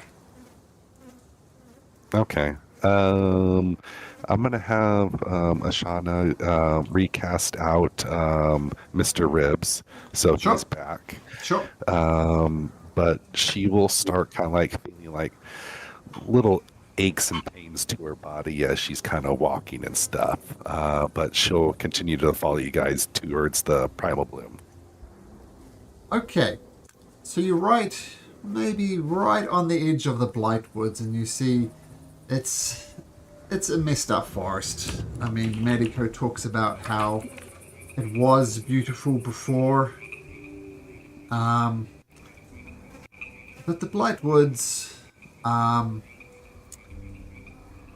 there's a lot of chestnuts and oaks that was once lush and blooming with forests and all manner of beasts. But now the beauty of the forest is turned dismal, diseased. There are not shown on the map, but there are once magnificent buildings that served as halls, homes, beautiful works of whimsical architecture just coming out of the oak trees, and that's all been broken or destroyed or twisted. And you see the odd forest creature running through, and much like a Glera, you see like a rabbit going through, and its missing leg. Its fur is all matted and dark and twisted. It's got cuts along its flanks that looks infected. One eye appears to be rotted out, and it's not pleasant. I'm bad. And as you, as I said, approach the Blightwoods, if you wish to take a long rest, how do you take a long rest? I throw up the tiny hut. Tiny hut, sure. Tiny hut goes up. And before you take that long rest, Skim, can you roll me a d20, please? All right.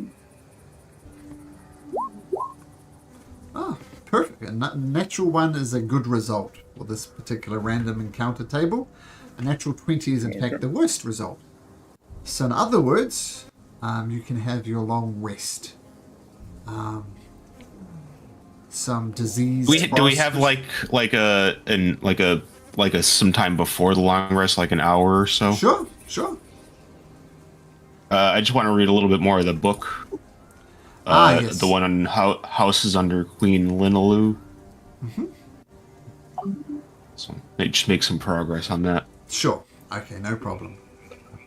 For Ashana, while he during the downtime before actually going into the hut and stuff, she'll kind of like tell the group and go, "I'm gonna go for a quick walk. I'll be right back," and she'll kind of like disappear. But Careful.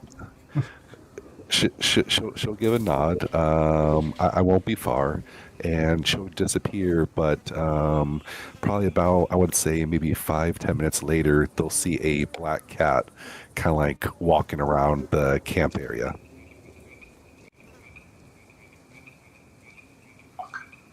The black cat is unusual in that its eyes are bright red. It's got black fur. Yeah. Can't speak with animals. Sure. What do you say to the cat? Hey, kitty, what are you doing here? It'll kind of like just like tilt its head and it won't respond. It will just stare at you and it'll just kind of like lick its paw.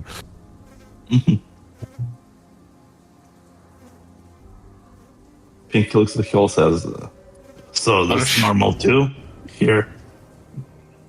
Nah, it's just a cat. I was cat in the middle of the woods. I guess. Back to reading. But yeah, it'll just kind of like just observe you guys and just kind of like hang out and stuff. But when it does become bedtime, it will wander off, and that's when Ashana will come back a little bit later after that and join you guys in the hut. That's suspicious. Yeah, that's not suspicious at all. Okay. While all this happening, Pinky will try to just drink a little bit of his stash just to try it out because he still can believe stuff happening. Mm-hmm. So just take small sip. Okay. Nice. I don't know if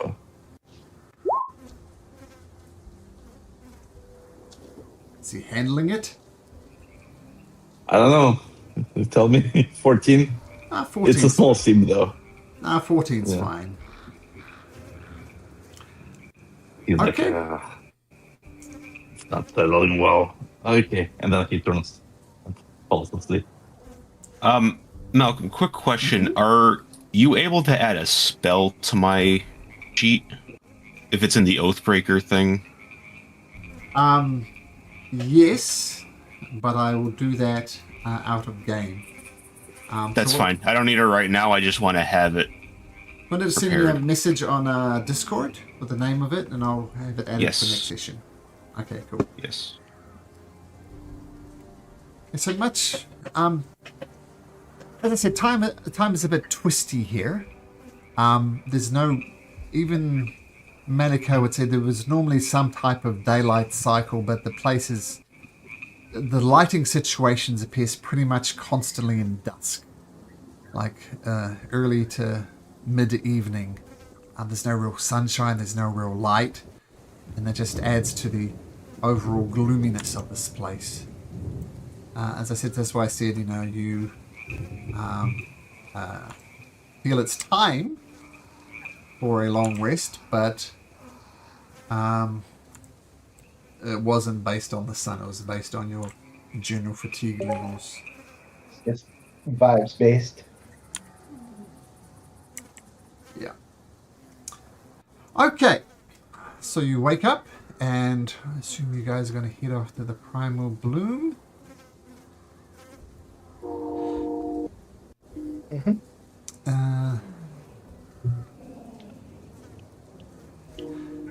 So Medico says, yeah, this seems strangely unaffected by it. Yeah. And he says, I remember talking to Togi once, and he says the Primal Bloom is almost as old as he is. And it's beautiful, but I haven't gone in there recently. When, I guess, was it before the hags got their claws into everything? Yeah. I mean, it's been like this pre-hags and post-hags, so maybe this is the exception. Guess we're gonna find out. Mm-hmm. Okay, this is not at all suspicious, but who goes in first? I guess Pinky probably. Pinky. He used to be. Make me a dexterity saving throw, please. You do get +4 on that. Oh, I think that's fair, yeah. Also, at the beginning of the day, I wanted to use the spell scroll of false life on Medico. Giving him... It's 2... Oh, I just looked it up. It is... Come on, load the spell. There you go. 2d4 plus 4. 9 temp HP. Just give him 40 for now. I'm taking a mental note of it. Okay, so false life on Medico. And your dexterity saving throw was a 15 plus 4. Plus 4, Shana? Yep, +4. Plus 4. Okay. Yeah. Medico's optimism is quickly replaced by pessimism once again. Because vines shoot out and try to wrap themselves around you, Pinky, to pull you into the primal bloom. They're covered in thorns. They try and grapple you. You take half of 3d8 because you made your save. So what's that? 20, I think? Yeah, 20. So take 10 points of piercing damage as these things wrap around your arms and your legs, but you pull away, but the thick thorns do rip on your skin. Medico says, That's pretty. yeah, it looks pretty. No. I'm sorry. Yeah, I don't know about that. So it's going to be beautiful, but no. Do we still want to go in there? So what's how? So it's like it's like a wall of thorns, or like a mound. Or... No, it looks peaceful. A lot of beautiful, colourful plants. Just when Pinky got close, the vine shot out and tried to grab him. But looking at it based purely on the visual and not using any logic, you can just walk through it. It's beautiful. It'd be a pleasant walk. So it doesn't look at all menacing. But now you know it is, given what happened to Pinky. We can try to cut through. I don't know. Or we can go around.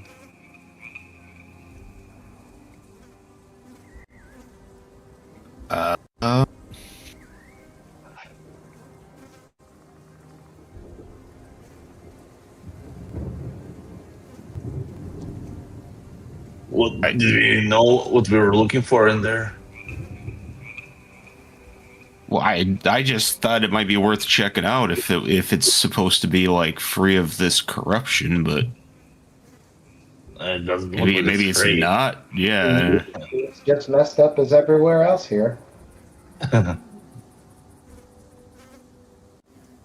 not surprising.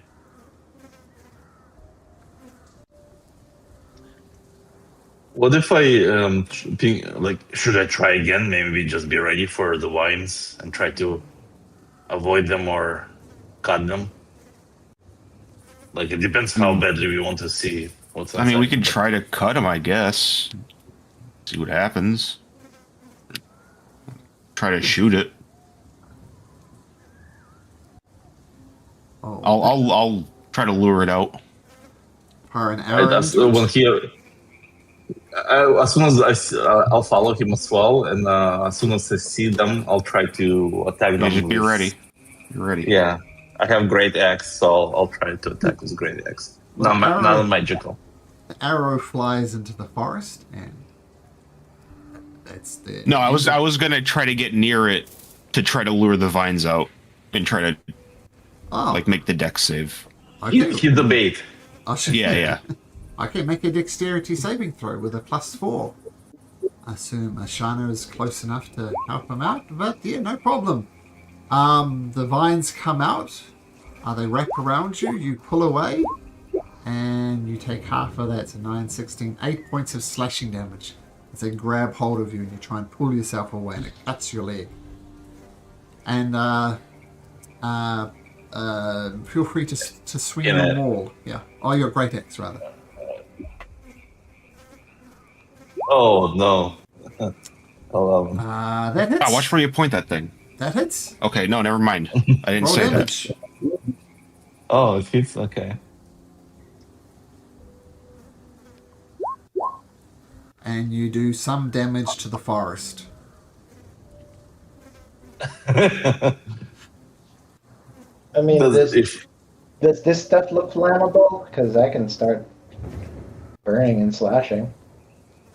I mean, it seems like it's the forest. I don't know if this is something we can just burn. So we'll Dude, point this out. could- It is damp.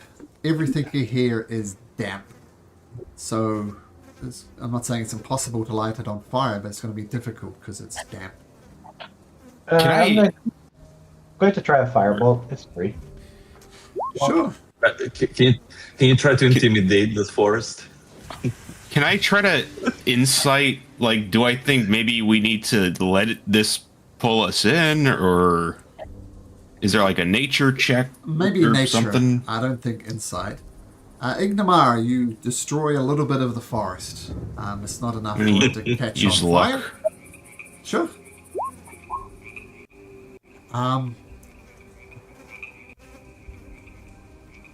It's only done harm to Shoal and Pinky.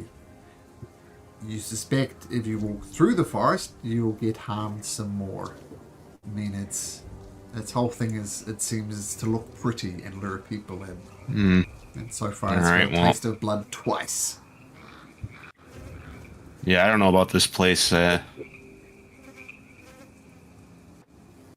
Do we have we can another- skip it. Well, before we start leaving, Ashana is gonna clap her hands together and kind of like put them on her hands on the ground, and she's gonna cast Flock of Familiars. Flock. And so, since Mr. Ribs is out, she'll summon 2 ravens.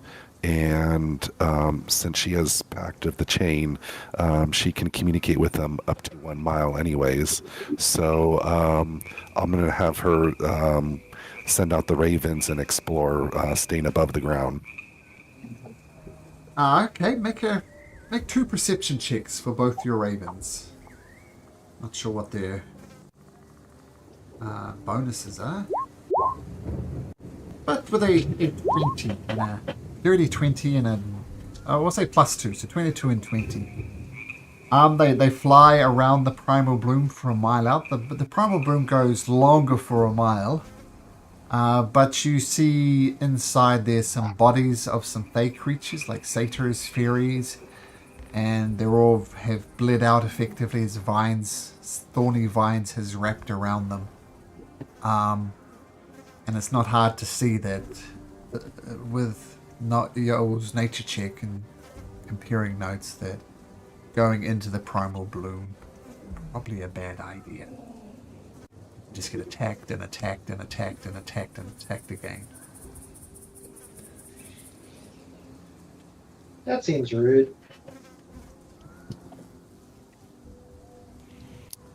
So yeah, she'll let you know about all the dead bodies and stuff there, and she'll call back her ravens and stand back up, letting them kind of like both perch on each of her shoulders and go, well, I don't feel this is the wisest choices of going here now.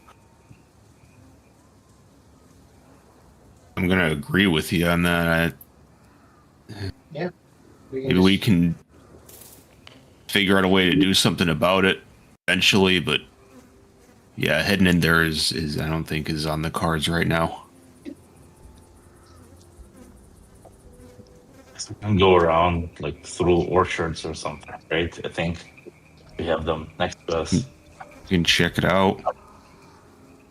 Wouldn't be much of a detail to go to the orchards if you're making your way to Old Tolgi, especially since if you go around this sort of way. Yeah, right there. Alright. As you're traveling, though, I need... Let's do Pinky. Pinky, roll me a d20. So I was curious, while we're traveling, at least for, I don't know, maybe about a half hour, I'll have the ravens kind of like scouting out ahead of them until they disappear. Sure. Once again, a natural one is a good result. Well, I'll say this. As the ravens scout ahead, I won't make you roll anything.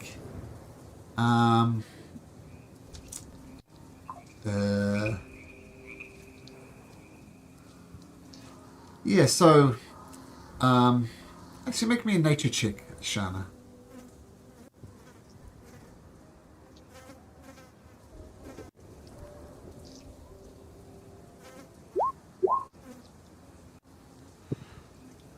Um, 19.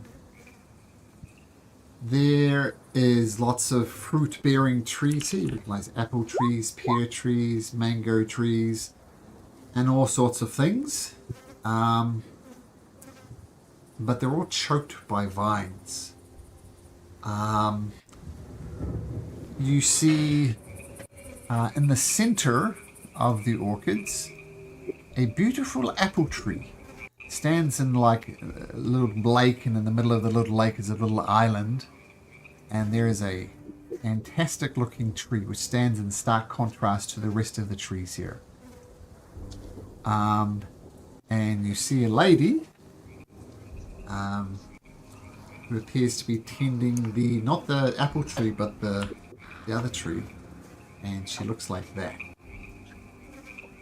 And that's what you see.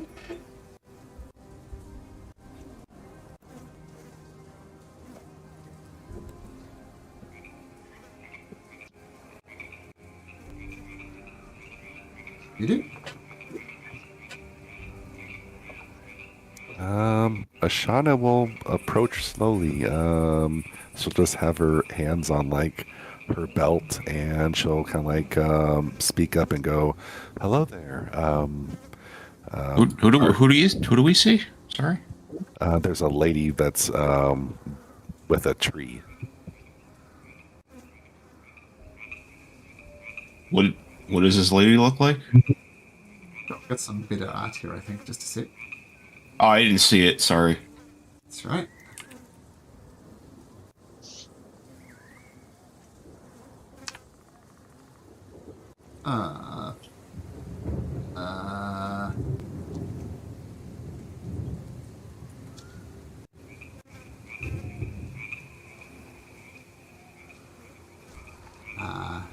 There. You see that? I don't see anything. I don't see nothing. Maybe it's because it's on a different... okay, just a sec.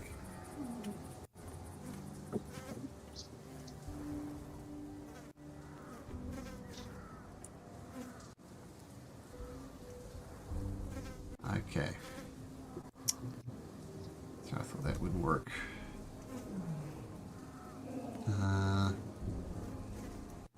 There we go. Can't miss it now. Boom.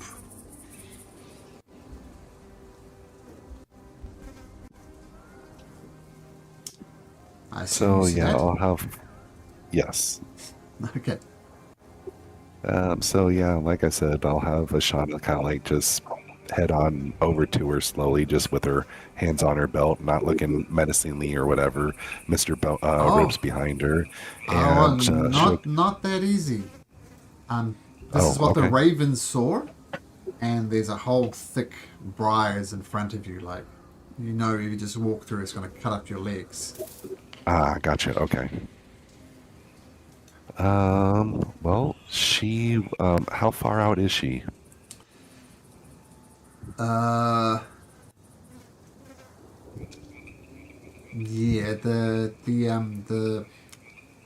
she's about 300 feet away.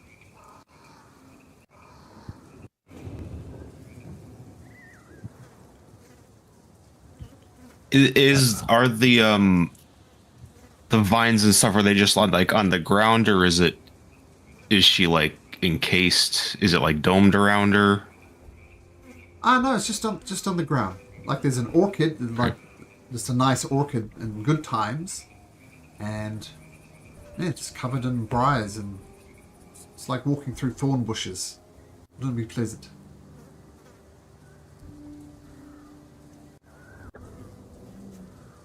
Um, Pinky go through. did she look? Did this woman look menacing at all, or like what was her vibes? What'd you get from her? Well, the vibes you got from didn't. The odd thing was, she was tending to the briars, not the beautiful fruit trees, and that's all the ravens noticed.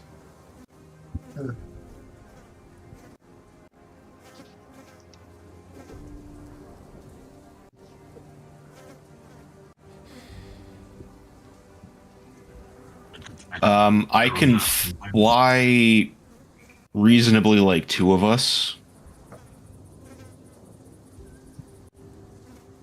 Including yourself?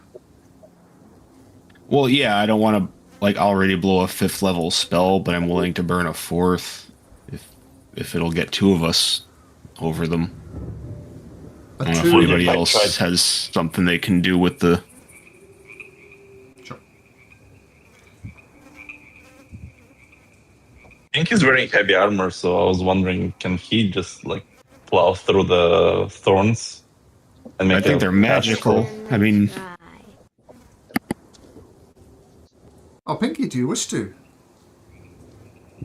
I mean, if you can only carry 2 people, I mean, I don't know if it's worth splitting us out. And I doubt you're gonna pick me up. Is there plenty of trees that you go can't talk. You along? can't talk through the ravens, can you? Well, the ravens only lasted an hour since the grove, so they're gone now. But no. But she can recast them. You did that thing in my head. Can you do it to her, or is it too far? She'll kind of look to you and shake her head and go, I can only go up so many feet in distance.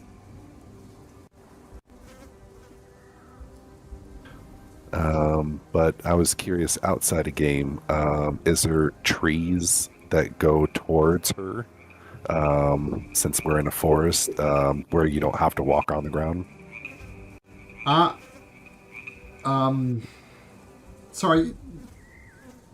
There is... Sorry, ask that question again? I was curious, is there like a line of trees that goes in her towards that direction towards her where you don't have to walk on the ground? Like almost Tarzan it from tree to tree? Basically, yeah. There are trees you could in theory jump from tree to tree, but it would be quite difficult and time consuming. Like just the physical exertion. Can we just maybe yell out to her if we want to talk to her? Maybe she could let us through if she seems to be tending to these, or maybe she looked to be kind of one with nature, right? Yeah. Well, I was just thinking about going to the trees. If you wanted to fly people, she can just jump from tree to tree. But I can have her do her flock of familiars again and talk to her that way for a little bit. Well, can you talk via your ravens? I didn't think that was a thing. Unless you got a special thing. So, Pact of the Chain, I believe you can do that. Okay. Just double check that. Will that only be your skeleton, though? Well, have a look, check it out. Well, it should be with all familiars. Oh, it's not a special familiar? It's just, like, it's all of them? Well, the skeleton is a special Well, type warlocks of get familiar. the Pact of the Chain gives them extra stuff for their familiars too. Yeah, the skeleton is special type of familiar. The ravens are not, though. Other than the fact that you can summon 2 of them. But anyway, let's find out if you can talk through them.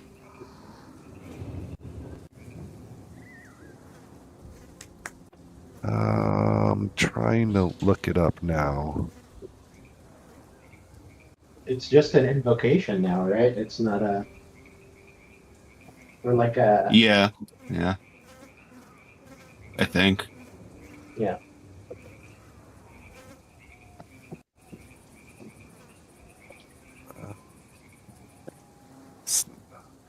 I swear it was showing something before, unless if it's the extended pact of the chain with it. Maybe that's the case. Then yeah, then no, she can't talk through him right now. In 2014, there was a invocation called Voice of the Chain Master, lets you speak through familiar. Yeah, there's supposed to be I think an improved pact of the chain, which you can. Yeah, get there's a later higher on. level one. Yeah, I think. So maybe that's what it does. So bottom line, not now? Maybe later. Maybe later. Okay, something just as a complete and utter aside. So you guys are most of the way through this. You got to put out lots of things in the Blightwoods, and there's one more chapter after this, and that'll take you to level 16. And if you're still keen to continue, we'll move on to the next book of the series called Torrents of the Spell Hoarder. And let me just show you something. So we go back to Aglerion briefly. Across the Kalhay Sea, all the way out this way, there's a group of islands called Xantharos, and that's where the next adventure takes you, and it goes from level 16 to 20. So something just to keep in mind, like does Hjoll want to go to level 20? Or does the player wish to create a new character, just a brand new 16th level character? Both I'm fine with, so I'll just leave that lingering thought in your head in the meantime. Just something to keep in mind. I think we're in episode 49. I have a group that's at 67 sessions in, and they're almost finished the Bleak Mire. So maybe 75 sessions, I guess. Something like that. So, anyway. So, just something to keep in mind. Okay, so, can't talk through familiars is where we got to. I believe so, yes. Okay. Maybe later, though. I mean, yeah, you just tried calling out to her. So you call out to her. You don't know if it's because of the 300 feet of shouting through the swamp, or whether she is just ignoring you. But either way, you get no response.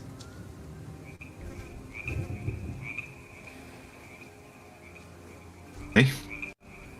Do we see anything else besides her?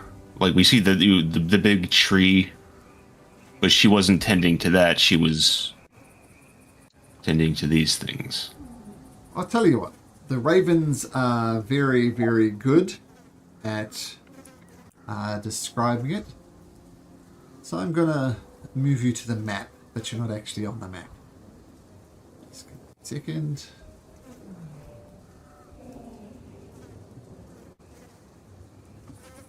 Whoops, that's not the right button. That's the right button. So this is what you see, like this whole, the area where your tokens happen to be is choked with vines. And you see this lady here walking through the vines. And all of these are like fruit trees that have been choked by thorns and just utterly lifeless. And for some reason she is tending to them. But the ravens also report there's a very nice apple tree that stands in the middle of that lake and is seemingly wholly unaffected by whatever's going on. But she's paying no attention. Okay. And she doesn't acknowledge us at all. Either she didn't hear you or she's ignoring you. You're not sure what. Okay.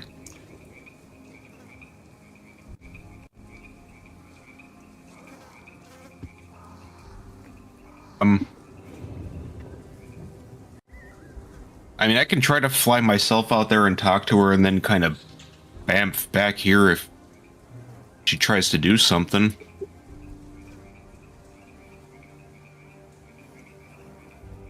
It would probably be wise to have someone go with you so you're not alone. Are you volunteering? She'll give like a small shrug and go, well, I can possibly jump from tree to tree. I have some methods. Malcolm is curious. What methods are those? So she has a spell.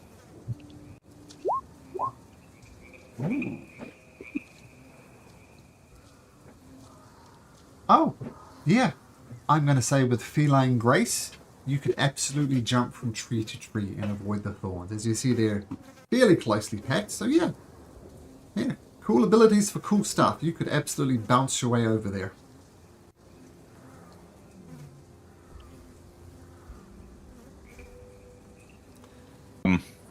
So she'll offer herself to go along if you're willing to kind of follow her through the trees.